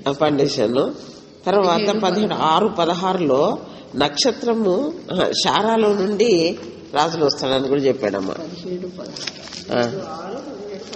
17:6 రాజులు మీలో నుండి వచ్చేదరా. అయితే 17:16 నేను ఆమెను ఆశీర్వదించేదును, ఆమె జనములకు తల్లి అయ్యుండును, జనముల రాజులు ఆమె వలన కలుగుదురని అబ్రహాంతో చెప్పాను. స్టార్టింగ్ లోనే రాజుల్ని పుట్టిస్తాను అని చెప్పాడు ఆయన. శారా నుండి రాజులు పుడతారని. 6లోనేమో రాజులు నీళ్ళ నుండి వచ్చేదరని అబ్రహాంకు చెప్పాడు. అటు గుర్తుపెట్టుకోవాలమ్మ మనం. 6లో అబ్రహాంతో చెప్పాడు, 16లో శారమ్మతో చెప్పాడు. 6-16 హస్బెండ్ కు వైఫ్ కు విడివిడిగా చెప్పాడు. 35-11 ఆదికాండం 35-11 35-11 మరియు దేవుడు, నేను సర్వశక్తి గల దేవుడను, నీవు ఫలించి అభివృద్ధి పొందుము, జనముల సమూహమును నీ వలన కలుగును, రాజులు నీ గర్భవాసంలో పుట్టేదరు. ఇది ఎవరికి చెప్పాడు తెలుసా అండి? యాకోబుకు చెప్పాడు.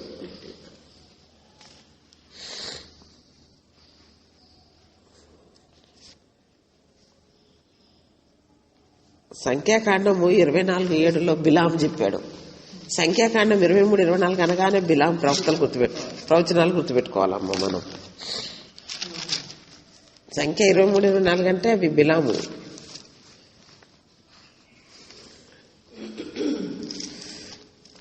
నేను నిన్న ఒక విషయం రాత్రి వాళ్ళకు చదివి వినిపించమ్మా. మొదటి కీర్తనలోది ఎటు సంఖ్య 24 తీస్తున్నారు కాబట్టి అక్కడ బిలాము ఏమంటాడంటే, ఫస్ట్ అది చదువుతాను. 5వ వచనములో 24:5 యాకోబు నీ గుడారములు, ఇశ్రాయేలు నీ నివాస స్థలములు ఎంతో రమ్యమైనవి. అంటే వీరి నివాస స్థలము రమ్యములైనవి అని బిలాం ప్రవక్త చెప్తున్నాడు. శపించమంటే ఇంత మంచి మాటలు చెప్తున్నాడు. అంటే దేవుడు పలుకుతున్నాడు ఈ మాటలు. అయితే కోరహ్ కుమారుల చరిత్ర చెప్పేటప్పుడు భూమి నెరవేర్చితే వారి వెంట పరిగెత్తుతుంటే వాళ్ళు వచ్చి అది పట్టుకున్నాక మందిరంలో వచ్చి 84వ కీర్తన వాళ్ళు సైన్యములకు అధిపతి యెహోవా నీ మందిరములు ఎంతో రమ్యము, నీ నివాస స్థలములు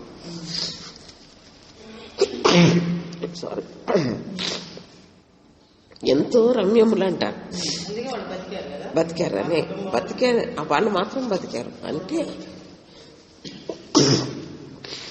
దేవుని మందిరములు కూడా రమ్యములు అని వీళ్ళు పాట పాడారు. దేవుడేమన్నాడు, మీ గుడారములు మీ నివాసములు, మీ గుడారములు రమ్యములు అని ఇశ్రాయేలు గుడారముల గురించి చెప్తున్నాడు. అవి ఎంత వెనుక దాకా వ్యాపించిపోతాయి అంటే వాగులాగా వ్యాపించిపోతాయి అంటాడు. సారీ. తర్వాత ఇంకా ఆశీర్వాదం చూడండి. అక్కడ నదీ తీరమందలి తోట వలెను, యెహోవా నాటిన అగరు చెట్ల వలెను. అగరు అంటే అల్లవేర, కలమంద. యెహోవా నాటిన కలమంద చెట్టు అంటారు. అది నదీ తీరమంద తోట వలెను యెహోవా నాటిన.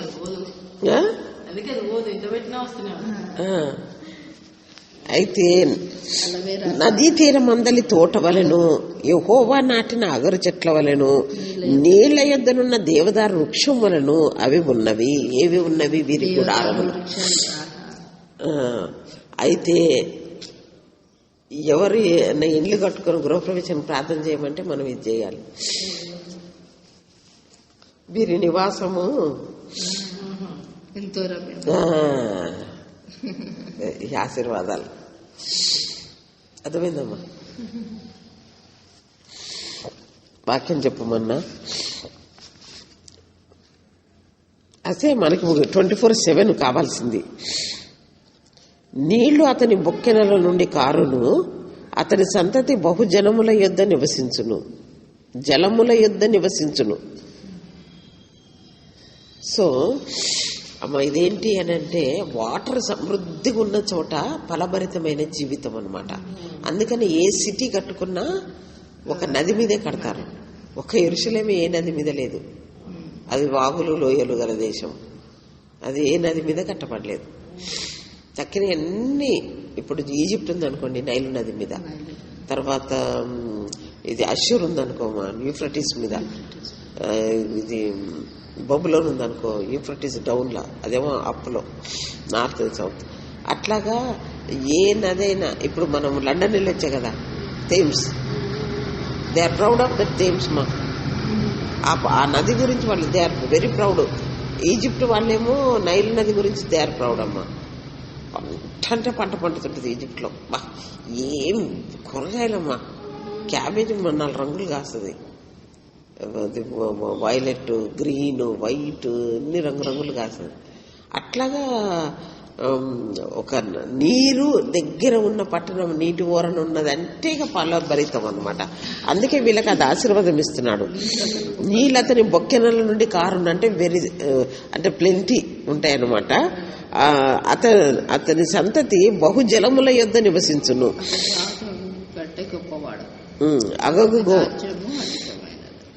అతని రాజు అగగు కంటే గొప్పవాడు అంటే అగగు అంటే అమాలేకు రాజమ్మ. అగగు అంటే అమాలేకీల రాజు. అయితే ఇప్పుడు మనకు కావాల్సింది అది కాదు కదా.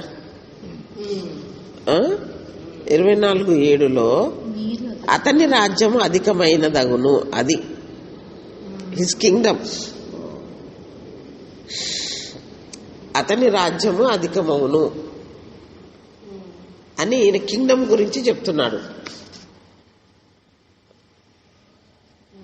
రాజులు వస్తారు, రాజ్యము రాజులు, రాజ్యము రాజులు. మీ పేర్లు బాగున్నాయి, రాజ్యం రాజు.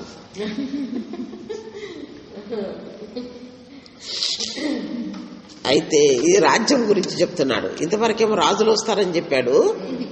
బిలామేమో కింగ్డమ్, అప్పటికి ఇంకా వీళ్ళ కింగ్డమ్ లేదు వీళ్లకు. అయితే వీళ్ళ రాజ్యం అధికమైతుంది అని ప్రవచిస్తున్నాడు బిలాము. తర్వాత 24:17 నక్షత్రం యాకోబులో ఉదయించును, నక్షత్రం రాజదండము ఇశ్రాయేల్లో నుండి లేచును. ఇదేమో యాకోబు కడుపులో నుంచి వచ్చిన వాడు రాజ్యం వెళ్తాడు అని చెప్తున్నాడమ్మా. అదే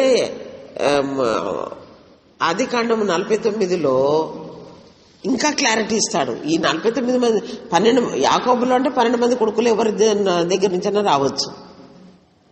అయితే 49వ అధ్యాయంలో ఏమంటాడంటే ఇంకా క్లారిటీకి ఇస్తాడు. యూదాలో నుండి రాజదండం వచ్చినాడు. 12 మందిలో ఏ కొడుకు దగ్గర నుంచి వస్తుంది అంటే యూదా అని వస్తుంది.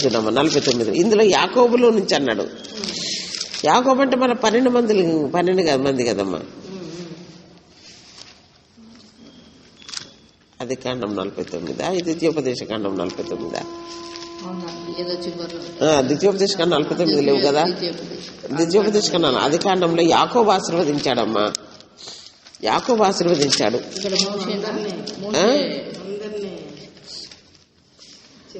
10 అమ్మా, 49:10 యూదాల యొద్ద నుండి రాజదండము తొలగదు. సెకండ్ లైన్ అమ్మా 49:10లో యూదా యొద్ద నుండి రాజదండము తొలగదు. సెకండ్ లైన్ 49 ఆది కాండము 49, ద్వితీయోపదేశ కాండము 34 అయిపోద్ది కదమ్మా. 49:10 సెకండ్ లైన్ యూదాలో నుండి రాజదండం తొలగదు. చూసారా, 12 మంది యాకోబులో నక్షత్రం అని ఆయన చెప్పాడు కానీ అసలు 12 మంది కదా. యాకోబు అంటే మా 12 మందిలో ఎవరి దగ్గర నుంచైనా రావచ్చు. మరి ఇప్పుడు యూదా ప్రత్యేకించి చెప్పేశాడు.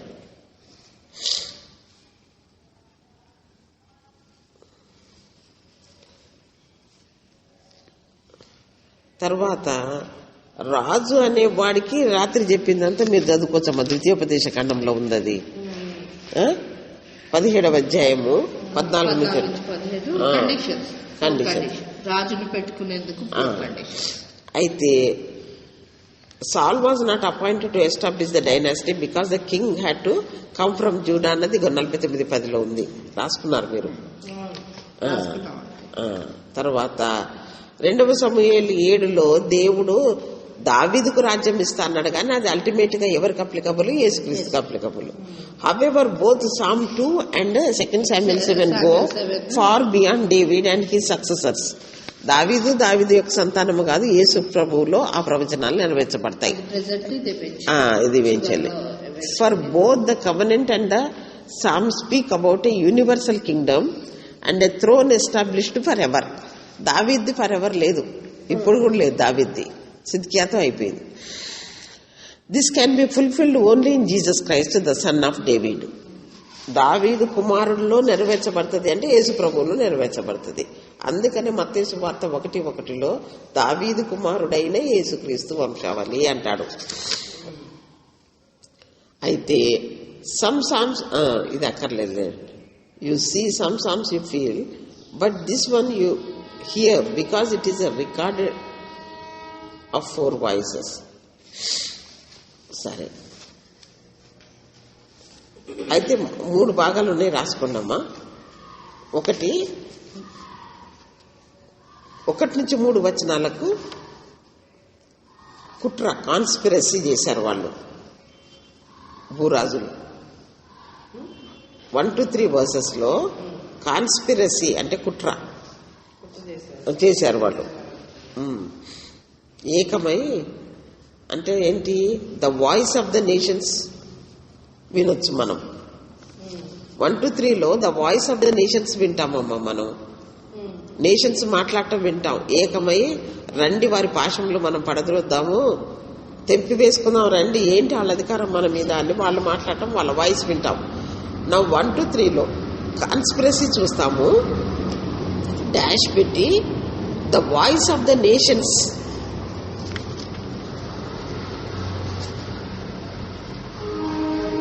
వాళ్ళు మాట్లాడుకునే వాయిస్ వింటున్నాం మనం.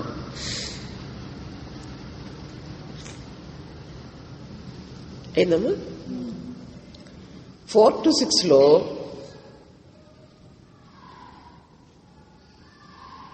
4 to 6 కాదమ్మా, 4 to 6. 4 to 6లో మోకరి, కాన్స్పిరసీ అయిపోయినాక మోకరి, ఎగతాళిది. డాష్ పెట్టి ఎగతాళి ఎవరి voice? The voice of the God the father. ఆకాశమందు ఆశీనుడు ఉన్నవాడు నవ్వుచున్నాడు ఎగతాళితో. మీ ముఖం మీరు నా కుమారుడికి విరోధంగా లేచి కుట్ర చేస్తారని. So this is the voice of the father అమ్మా. అయితే ఇదేంటి? మోకరి. ఆ వాయిస్ లో మనకి ఏం కనపడుతుంది? మోకరి, ఎగతాళి కనపడుతుంది. మోకరి రాసి డాష్ రాసి the voice of the God the Father. The voice of God the Father. 7 నుంచి CKERY మోకరి. ఏందో తర్వాత 7 to 9లో విక్టరీ, కాన్స్పిరసీ, మోకరి, విక్టరీ. ఇప్పుడు విక్టరీ జయనాథం. ఇది the voice of God the sun.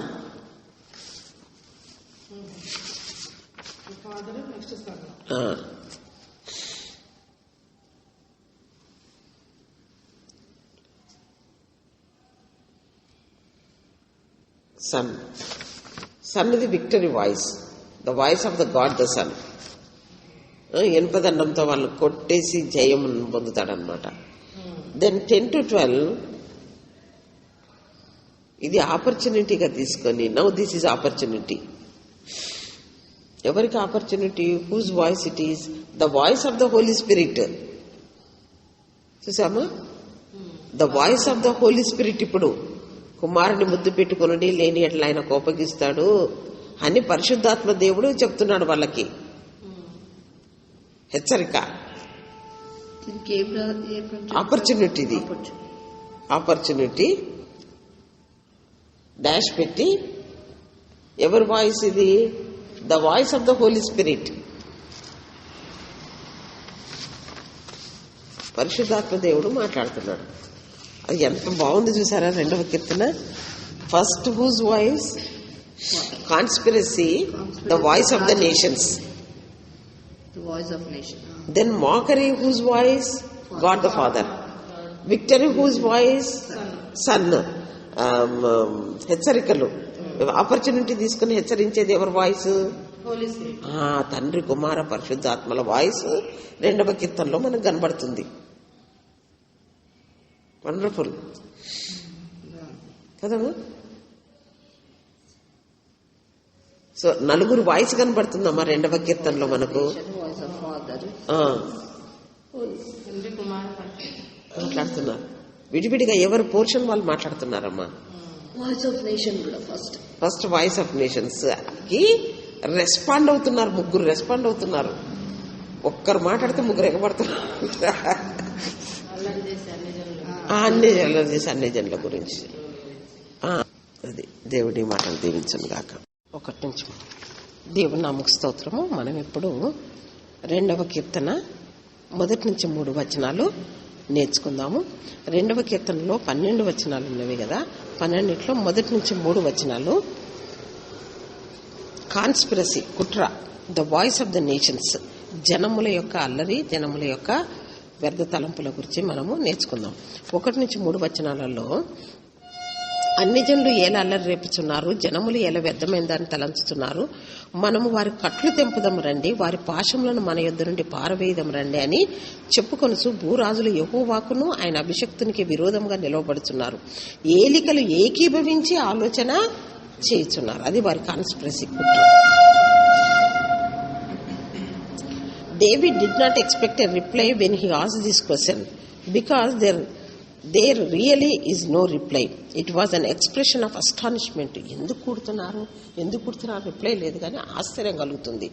జనములు ఎలా ఏకమై దేవునికి విరోధంగా లేస్తున్నారు. రిప్లై ఎక్స్పెక్ట్ చేయలేదు, కానీ ఆశ్చర్యమైన వ్యక్తపరుస్తున్నాడు అనమాట. When you consider all that the Lord has done for the nations, how can they rebel against him? So దేవుడు దేశములకి ఏమి తక్కువ చేశాడు, జనములకి ఏమి తక్కువ చేశాడు, ఎందుకు వాళ్ళు దేవుని మీద తిరుగుబాటు చేయాలి? God has provided for their basic needs. అపోస్తల కార్యము 14వ అధ్యాయము 15 నుంచి 17 వరకు చూస్తే దేవుడు ప్రజలకు ఎంత చేశాడో అది వాళ్ళు ఆలోచించాలి. అపోస్తల కార్యము 14వ అధ్యాయము లుస్త్రలో చేస్తున్న ప్రసంగం అది. 7వ వచనంలో చూస్తే లుస్త్రలో చేస్తున్న ప్రసంగం. పౌలు వాళ్లకు పూజారులు వచ్చి స్వస్థపరిచినందుకు పూజారులు వచ్చి అతనికి బలి అర్పించాలా, పూలదండలు వేయాలని వచ్చినప్పుడు వాళ్ళు చేస్తున్న ప్రసంగం ఏమిటి అని అంటే 15 నుంచి 17 వరకు. అయ్యలారా, మీరు ఎందుకు ఇలాగ చేస్తున్నారు? మేము కూడా మీ స్వభావం వంటి స్వభావం గల నరులమే. మీరు ఈ వ్యర్థమైన వాటిని విడిచిపెట్టి ఆకాశమును, భూమిని, సముద్రమును, వాటిలో ఉండు సమస్తము సృజించిన జీవం గల దేవుని వైపు తిరగవలనని మీకు సువార్త ప్రకటించుచున్నాను. అంటే ఆయన గత కాలంలో సమస్త జనులను తమ తమ మార్గంలో యందు నడవనిచ్చెను. అయినను ఆయన ఆకాశం నుండి మీకు వర్షమును, ఫలవంతములైన ఋతువులను దయచేయచ్చు, ఆహారంను అనుగ్రహించుచు, ఉల్లాసంతో మీ హృదయంలో నింపుచు, మేలు చేయుట చేత తన్ను గూర్చిన సాక్ష్యము లేకుండా చేయలేదని బిగ్గరగా చెప్పారు. ఇంత బాగా చూసి మీకు అన్ని ఇస్తే కూడా ఇప్పుడు ఎందుకు తిరుగుబాటు చేసేది? ఏమేమి ఇచ్చాడు ఆయన? తమ మార్గంలో నడవనిచ్చాడు, ఆకాశం నుంచి వర్షము, ఫలవంతమైన ఋతువులు దయచేయచ్చు, ఆహారం అనుగ్రహించు, ఉల్లాసంతో హృదయాలు నింపి మేలు చేస్తే ఈనాడు ఆయన మీద వీళ్ళు తిరుగుబట్టానికి కారణం ఏంటి అంటాడనమాట. Guided them, kept them alive and sent a saviour to bring forgiveness and eternal. ఇవన్నీ కాకుండా వారికి రక్షకుడినిచ్చాడు, రక్షణనిచ్చాడు. ఇంత చేసి మళ్ళీ వాళ్ళు యెహోవాకు విరోధముగా తిరుగుబాటు చేయటం. అదే అపోస్తల కార్యం 17వ అధ్యాయంలో ఏథెన్సులో ఒక ప్రసంగం చేస్తాడు. 17వ అధ్యాయంలో 24 నుంచి 31 వరకు, జగత్తును అందలి సమస్తము నిర్మించిన దేవుడు తానే ఆకాశమునకు భూమికి ప్రభువై ఉన్నందున హస్తకృతములైన ఆలయంలో నివసింపడు. ఆయన అందరికీ జీవమును ఊపిరిని సమస్తమును దయచేయవాడు గనక తనకి ఏదైనా కొదవైనట్టు మనుషుల చేత సేవింపబడువాడు కాడు. మరియు యావత్ భూమి మీద కాపురమునుటకు ఆయన ఒకరి నుండి ప్రతి జాతి మనుషులను సృష్టించి వారు ఒకవేళ దేవుని తడువులాడి కనుగొందరేమో అని తన్ను వెదుకు నిమిత్తము నిర్ణయ కాలమును వారి నివాస స్థలం యొక్క పొలిమేరలను ఏర్పరచను. ఆయనలో మనలో ఎవనికి దూరంగా ఉండువాడు కాడు. మనం ఆయన యందు బ్రతుకుచున్నాము, చలించుచున్నాము, ఉనికి కలిగి ఉన్నాము. అటువలే మనం ఆయన సంతానమని మీ కవీశ్వరులో కొందరు చెప్పుచున్నారు. కాబట్టి మనము దేవుని సంతానమై ఉండి మనుషుల చమత్కార కల్పన వలన మల్చబడిన బంగారంనైనను వెండినైనను రాతినైనను దేవత్వం పోలి ఉన్నదని తలంచకూడదు. ఆ అజ్ఞాన కాలంలో దేవుడు చూచి చూడనట్టుగా ఉండేను. చూసారా, మళ్ళీ కూడా చెప్తున్నాడు. అప్పుడు ఇంతకుముందు కూడా చెప్పాడు కదా, ఎవరు బతుకులాడు బతకనిచ్చాడని. ఇప్పుడైతే అంతటిను అందరినూ మారుమనసు పొందవలనని మనుషులకు ఆజ్ఞాపించుతున్నాడు. ఎందుకనగా తాను నియమించిన మనుషుని చేత నీతిని అనుసరించి భూలోకమునకు తీర్పు తీర్చబోయేది ఒక దినమును నిర్ణయించి ఉన్నాడు. మృతులలో నుండి ఆయనను లేపినందున దీన్ని నమ్ముటకు అందరికీ ఆధారము కలగజేశాడు. ఇంతగా చేసి అందరికి జీవమును ఊపిరిని సమస్తమును ఇస్తే ఇవాళ కారణమేంటి ఆయన మీద తిరుగుబడటానికి అంటున్నాడు అనమాట. అయితే దానియేలు 4:32 ఏమని చెప్తాడంటే, భూలోకంలో ఉన్న రాజ్యములన్నీ దేవుని వశంలో ఉన్నవనియు ఆయన ఎప్పుడు ఎవరికి ఏది ఇవ్వాలో ఆయనే ఇస్తాడని నెబుకద్నెజరు గ్రహించు వరకు 7 కాలంలో పడుతుంది అన్నాడు. లాంగ్ టర్మ్ కోర్సు పెట్టాడు. ఎవరికి లాంగ్ టర్మ్ కోర్సు? నెబుకద్నెజర్కి 7 years కోర్సు. ఒక్క పాయింట్ తెలుసుకుంటానికి. ఎందుకు అనంటే గొప్ప రాజ్యం కట్టించి చూసుకొని హృదయంలో అనుకుంటున్నాడు, ఆహా ఇంతటి రాజ్యము కట్టించిన వాడు నేనే కదా అని ఒక్కడే అనుకుంటున్నామ్మా, ఎవరితో చెప్తాను లేడు. అనుకుంటుండగానే ఇదిగో ఇది ఈ మెసేజ్ వచ్చింది దేవుని దగ్గర నుంచి. అర్థమైందా? లోకంలో ఉన్న సకల రాజ్యములు దేవుని వశంలో ఉన్నాయని, ఆయన ఎప్పుడు ఎవరికి ఇయ్యాలో ఆయనే నిర్ణయం చేస్తాడని మనుషులు తెలుసుకోవాలి అని చెప్తారు. అది నెబుకద్నెజరు తెలుసుకోవటానికి 7 years పట్టింది. నెబుకద్నెజరు అప్పుడు తెలుసుకొని చెప్పాడు, అవును ఇది దేవుని రాజ్యాలే ఆయన చిత్త ప్రకారం అని. అయితే at from the tower of Babel, ఈ సంగతి దేవుడు ఎవరికి ఎప్పుడు ఇవ్వాలో వాళ్ళకి ఇస్తాడు. రాజ్యం అంటూ ఉన్నది, అధికారం ఆయన చేతులు ఉంది, ఎప్పుడు ఎవరికి ఇవ్వాలో వాళ్ళకి ఇస్తాడు. ఇది తెలుసుకోవాలా మానవులు. కానీ మానవులు ఏం చేస్తున్నారు తెలుసా? At from the tower of Babel, ఆదికాండం 11వ అధ్యాయం బాబేలు గోపురంలో తిరుగుబాటు మొదలుపెట్టిన దగ్గర నుంచి to the crucifixion of Christ, అపోస్తల కార్యము 4:21 నుంచి 31 యేసు ప్రభువును సిలువ వేసి చంపేంత వరకు, అపోస్తల కార్యము 4వ అధ్యాయం ఆయన సిలువ గురించి చెప్తున్నాడు. అంతవరకు టు ద బ్యాటిల్ ఆఫ్ అర్మగెద్దన్. మళ్ళీ ఇంకెక్కడండి దాకా? ప్రకటన గ్రంథము 19:11 వచనంలో అర్మగెద్దను యుద్ధం వరకు జనుల యొక్క తిరుగుబాటు ఆయన ఫేస్ చేయవలసింది. జనులు తిరుగుబాటు చేస్తూనే ఉన్నారు. అయితే 19:11 Armageddon. The Bible records humanity's foolish and futile rebellion against the will of the creator. So Bible అంతా బాబెలు గోపురం దగ్గర నుంచి అర్మగెద్దను యుద్ధం వరకు మన మధ్యలో సిలువ, ఇవన్నీ కూడా మానవుల యొక్క తిరుగుబాటు రికార్డేగా మనకు కనపడుతుంది. సృష్టికర్తకు విరోధంగా తిరుగుబాటు కనపడుతుంది. The kings and the minor rulers form a conspiracy to break the bonds that the Lord has established for their own good. దేవుడు వారి కొన్ని బంధకాలు పెట్టాడు. పిల్లలకు కూడా మనం కొన్ని కట్టడలు పెడతాం కదరా, మీరు దాటి బయట ఆడొద్దు, కాంపౌండ్ దాటి బయట ఆడుకోవద్దు, లోపల ఆడుకోండి అని చెప్తాం. మళ్ళీ ఇంకా మీరు ఆ కర్రలతోటి వాటితోటి ఆడుకోవద్దు, గిల్లిదండలు అవన్నీ తగులుతాయి, మీరు కూర్చొని క్యారం. కొన్ని కట్టడాల్లో కొన్ని బంధకాలు వాళ్ళకి పెడతాం. ఎందుకు పెడతాము? వాళ్ళ సేఫ్టీ గురించి అవి పెడతాం. మనకు వచ్చేది ఏముంది? వాళ్ళు ఎక్కడ ఆడితే ఏముంది, దేంతో ఆడితే మనకి ఏముంది? అయితే కూడా ఆ బంధకాలు తెంచుకోవాలనుకుంటున్నారు వీళ్ళు. దేవుడు వారికి మంచి బంధకాలు పెడితే అవి తెంచుకోవాలని వాళ్ళు ఆశపడుతున్నారు అనమాట. ఎట్లాగా అంటే the kings and the minor rulers form a conspiracy, కుట్ర చేసి to break the bonds that the Lord has established for their. ఆ భాషలు తెంపేద్దాం మనము అంటున్నారు వాళ్ళు. The picture is that of a stubborn and raging animal trying to break the cords and bind the yoke to its body.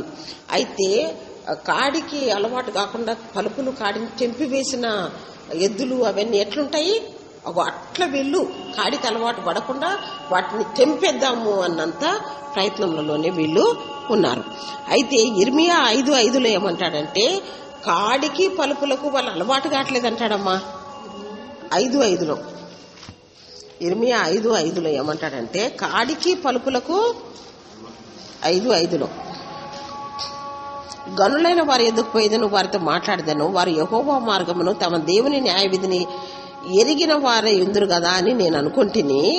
కానీ అయితే ఒకడు తప్పకుండా వారు కాడిని విరిచిన వారుగాను కట్లను తెంపుకొనిన వారుగాను ఉన్నారు. ఇర్మియా కాలంలో కూడా అదే జరిగింది. దేవుడు పెట్టిన కట్లను కాడిని వాళ్ళు తెంపుకునే వాళ్ళ లాగానే ఉన్నారు. మానవుడి బుద్ధే అది, కాడిని కట్లను. తర్వాత ఇర్మియా 27:2 కూడా దేవుడు ఏమంటాడంటే ఇర్మియా నువ్వు ఒక కాడి చేసుకో అంటాడు. అవునా కదా? యెహోవా నాకు ఈ ఆజ్ఞ ఇచ్చున్నాడు, నువ్వు కాడిని పలుపులను చేయించుకొని నీ మెడకు కట్టుకో అంటాడు. అంటే కట్టుకొని వాళ్ళందరికీ చూపి ఇట్లా కాడికి లోనైన వారినే నేను రక్షిస్తాను అంటాడు. 27:2 యెహోవా నాకు ఈ ఆజ్ఞ ఇచ్చున్నాడు, నువ్వు కాడిని పలుపుని చేయించుకొని నీ మెడకు కట్టుకో అని ఈ రాజులందరికీ చూపిమంటాడు, పంపమంటాడు వాళ్లకు. అయితే ఏమంటాడంటే వాళ్ళు కాడిని త్రోసిపుచ్చేస్తున్నారు. అయితే ఇక చివరిలో ఏమంటాడంటే ఆ పేరాలో 11వ వచనంలో అయితే ఏ జనులు బబులోను రాజు కాడి క్రిందికి తమ మెడను వంచి అతనికి దాస్యం చేయుదురో ఆ జనులను తమ దేశంలో కాపురముండనిచ్చేదను, వాళ్ళకి నెమ్మదిస్తా అంటున్నాడు. చూసారా 11వ వచనంలో. 27:11 ఇర్మియా 27:11. బ్రదర్ మీరు ఏం తీశారో ఏజ్కెళ్ళి తీశారా? అది యెహోషువలో కూడా ఉంది, హోషేయలో కూడా ఉంది, హోషేయలో కూడా ఉంది. అయితే but the attempt is futile well. వాళ్ళు అట్లా తెంపుకోవటం అనేది వేస్ట్, ఆ ట్రయలే waste. Because the only true freedom comes from submitting to God and doing his will. నిజమైన స్వతంత్రము కాడి దేవుడి దగ్గర మనం తల ఉంచటమే నిజమైన స్వతంత్రం. పిచ్చి వాళ్ళు దేవుడు పెట్టే కాళ్ళని తెచ్చుకుంటే స్వతంత్రత అనుకుంటున్నారు. Freedom without authority is anarchy. అధికారి అంటూ ఒకటి లేకుండా ఫ్రీడమ్ అనేది అనార్కీ లాగా ఏమంటారు, రాజు లేని కాలంలో అంటారు. అండ్ అనార్కీ డిస్ట్రాయ్స్, అది తప్పకుండా నశింపజేస్తుంది. ఒక అధికారం అంటూ లేకుండా పోయేది అరాచకం అయిపోతుంది. తర్వాత I once saw A bit of graffiti that said all the authority destroys creativity. What folly! Authority is what releases and develops creativity, whether it is a musician, an athlete or a surgeon. Authority అనేది మనకు creativity create చేస్తుంది కానీ destroy చేయదు, అది ఎవరన్నా కానీ. అందుకని విద్య నేర్చుకుంటే కూడా గురువు లేని విద్య వేస్ట్.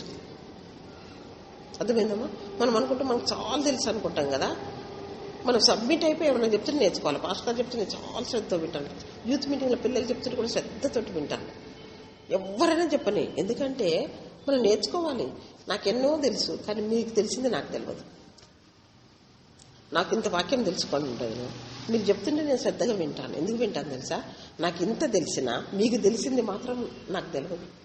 నాకు తెలియందే చెప్తారు మీరు. మీకు ఇంత వాక్యం తెలిసి ఉంటుంది కానీ నేను చెప్తుంది మీకు తెలియకపోవచ్చు. దేవుడు ఎవ్వరికి టోటల్ పెట్టాడు మనం గర్వించి అది చేయిస్తామని. అందుకనే మనం ఏం చేయాలంటే మనకి ఇంత తెలిసినోడు చెప్తుంటే వినాలి. ఎందుకంటే ఆ పాయింట్ మనకు తెలియదు, ఆ ఒక్కటి తెలియదు. నీకు ఇంత తెలిసి ఉంటుందేమో కానీ ఆయన చెప్పే పాయింట్ అయితే అసలు తెలియదు. కాబట్టి మనం నేర్చుకోవాల్సిందే. అర్థమైంది? అట్లా సబ్మిట్ అయిపోయి నేర్చుకోవాలి. మనం ఎవరైనా చెప్పనివ్వండి, టీవీలో చెప్పనివ్వండి, ఎక్కడైనా చెప్పండి, మనకు తెలుసా ఆల్రెడీ. మనం మొదటే నాకు అంత తెలుసు అన్న వాడు ఏది ఎక్కించుకోడిగా వాడు క్లోజ్ అయిపోద్ది, డోర్, మన మైండ్ క్లోజ్ అయిపోతుంది. నాకు అంత తెలుసు, ఇంకెవరు చెప్పేది ఏంటి, నేను వినేది ఏంటి అనుకున్న వాడికి ఎక్కదు జ్ఞానమేగా. కానీ ఎంత తెలిసినా దేవుడు ఆ బిడ్డకి నేర్పింది, ఆ బిడ్డ అనుభవం నుంచి చెప్పేది నా దగ్గర అయితే లేదు అని తెలుసుకుంటాను.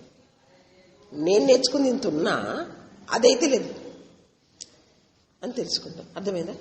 అట్లాగా మనకు గురువు లేని విద్య, అధికారం లేనిది ఏమీ లాభం ఉండదు మనకు అని చెప్తున్నారు. సబ్మిషన్ చాలా important. Apart from submitting to the authority of truth and law there can be no note creativity. సత్యానికి అధికారానికి లోబడకపోతే మనకి ఏమీ ఉండదు అని చెప్తున్నాడు అనమాట. అర్థమైందా? The British theologian P.T. Forsyth wrote, "The first duty of every soul is to find not its freedom but its master." ప్రతి ఆత్మ స్వతంత్రత కావాలని కోరొద్దు, నా యజమానుడు ఎక్కడని వెతుక్కోవాలి, ఆయన అధికారానికి లోపడాలి. అందులోనే ఆశీర్వాదం ఉంటుంది. కానీ కొంతమంది ఫ్రీడమ్ ఫ్రీడమ్ ఫ్రీడమ్ అనుకుంటారు. ఏం ఫ్రీడమ్? అధికారం లేనిది, దేవుడు లేనిది. But the nations rebellion is not against God. In some abstract way, they defy the Messiah, Jesus Christ, the Son of God. యేసు అయితే దేవుని కాదు, యేసు ప్రభు అధికారాన్ని తృణీకరిస్తున్నారు వాళ్ళు. రిబెలియన్, తిరుగుబాటు యేసు ప్రభుకు విరోధంగా. The one thing the nations can agree on is, we will not have this man to reign over us. లూకా 19:4లో ఈ మనుషుడు మమ్మల్ని ఏలొద్దు అంటారట. యేసు ప్రభు ఏలొద్దట. అంటే ఇండైరెక్ట్ గా దేవుని తృణీకరిస్తున్నట్టే కదా. వాళ్ళు అంటారు దేవుణ్ణి కాదు. లూకా 19:14. అయితే అతని పట్టణస్థులు అతన్ని ద్వేషించి, ఇతడు మమ్మల్ని ఏలుట మాకు ఇష్టం లేదని అతని వెనుక రాయబారం. ఇతడు మమ్మల్ని నేరట మాకు ఇష్టం లేదు. వీళ్ళు యేసు ప్రభు మమ్మల్ని నేరట మాకు ఇష్టము లేదు. The word Messiah comes from the Hebrew word meaning to anoint, అంటే అభిషేకించుకోడు, అభిషక్తుడు అన్నది వీళ్ళకి నచ్చట్లేదు. ఎందుకంటే వాళ్ళు సాతాను పిల్లలు. The Greek equivalent is Christ. In the Old Testament kings were anointed. So యేసు ప్రభు అభిషక్తుడు. అయితే పాత నిబంధనలు రాజులంతా అభిషేకించబడ్డారు. 1 సమూయేలు 10:1, 2 రాజులు 11:12 యాజ్ వేర్ ప్రాఫిట్స్. సో ప్రవక్తలు కూడా అభిషేకం చేయబడ్డారు 1 రాజులు 9:16. తర్వాత యాజకులు కూడా అభిషేకించబడ్డారు 28:41. సో 3 గ్రూప్స్ అభిషేకం పొందారు: రాజులు, ప్రవక్తలు, యాజకులు. ఏమ్మా, Jesus said that the world hated him and would also hate those who followed. యేసు ప్రభువు ఏం చెప్పాడంటే, యోహాను సువార్త 7వ అధ్యాయం 7లో, 15లో, 18, 19లో, 20. యోహాను సువార్తలో ఏమని చెప్తాడంటే, లోకము నన్ను ద్వేషించింది, మిమ్మల్ని కూడా ద్వేషిస్తుంది అన్నది 7వ అధ్యాయం నిండా చెప్పాడు. మీరు లోకం ద్వేషిస్తే మీరు ఆశ్చర్యపడకూడదు, నన్నే ద్వేషించింది, మిమ్మల్ని ఎటా ప్రేమిస్తుంది అని 7వ అధ్యాయం నిండా చెప్తాడు. తర్వాత the phrase set themselves means get ready for war. So వాళ్ళు స్వతంత్రులైపోయి యుద్ధము చేయుటకు వాళ్ళు పూనుకొని కుట్ర చేస్తున్నారు అన్నమాట. The consequences of this defiance against the Lord and his Christ are described in Romans 1:18. So రోమా 1:18 చదివితే వాళ్ళ బుద్ధులేమిటి, వాళ్ళ బతుకులేమిటో మనకు తెలుస్తుంది. And it is not pretty picture, అది మంచి పిక్చరు కాదు. ఇది ఎవరి వాయిస్ వినబడుతుంది అని అంటే మనకు ఏలికల యొక్క పరిస్థితి చూపిస్తుంది. ఇంకా 3 వాయిసెస్ రేపు దేవుని చిత్తమైతే మనము విందాం. దేవుడి మాటలు దీవించుగాక.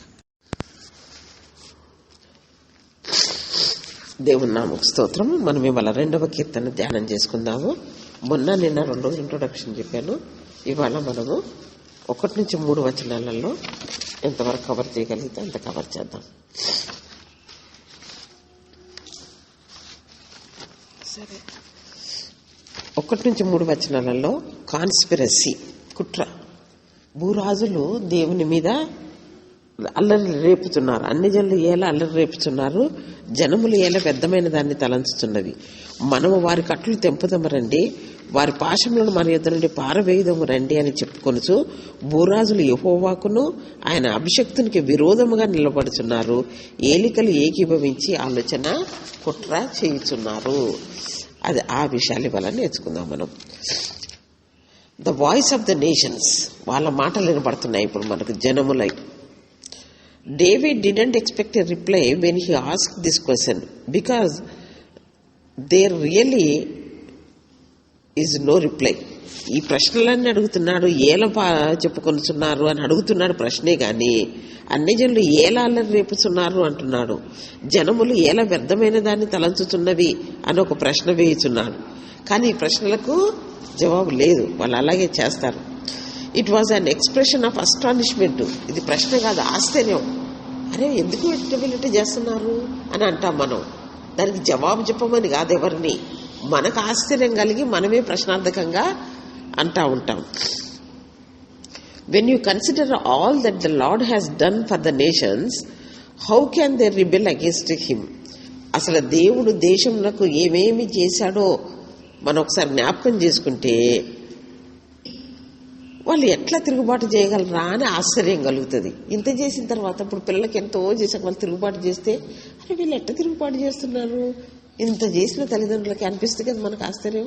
అట్లా దేవుడు దేశంలోకి ఇంత చేస్తే వాళ్ళు ఎట్లా తిరుగుబాటు చేస్తున్నారు అంటున్నాడు దావీదు. ఆయనే ఆశ్చర్యంగా అడుగుతున్నాడు. God has provided for their basic needs. So Athens అపోస్తల కార్యం 14వ అధ్యాయంలో లుస్త్రా, దెర్బే, ఈకొనియాలో ఉన్నప్పుడు పౌలు ఒక ప్రసంగం చేశాడు వాళ్ళకి. అపోస్తల కార్యం 14:15-17 వరకు అపోస్తల కార్యంలో ఆయన ప్రయాణం చేస్తూ వెళ్తూ ఆయా చర్చెస్లో కొన్ని వాక్యాలు చెప్పాడమ్మా. ఏ చర్చిలో ఏ మెసేజ్ ఇచ్చాడన్నది గుర్తుపెట్టుకోవాలి మనం. అయితే అపోస్తల కార్యము 14వ అధ్యాయంలో 15-17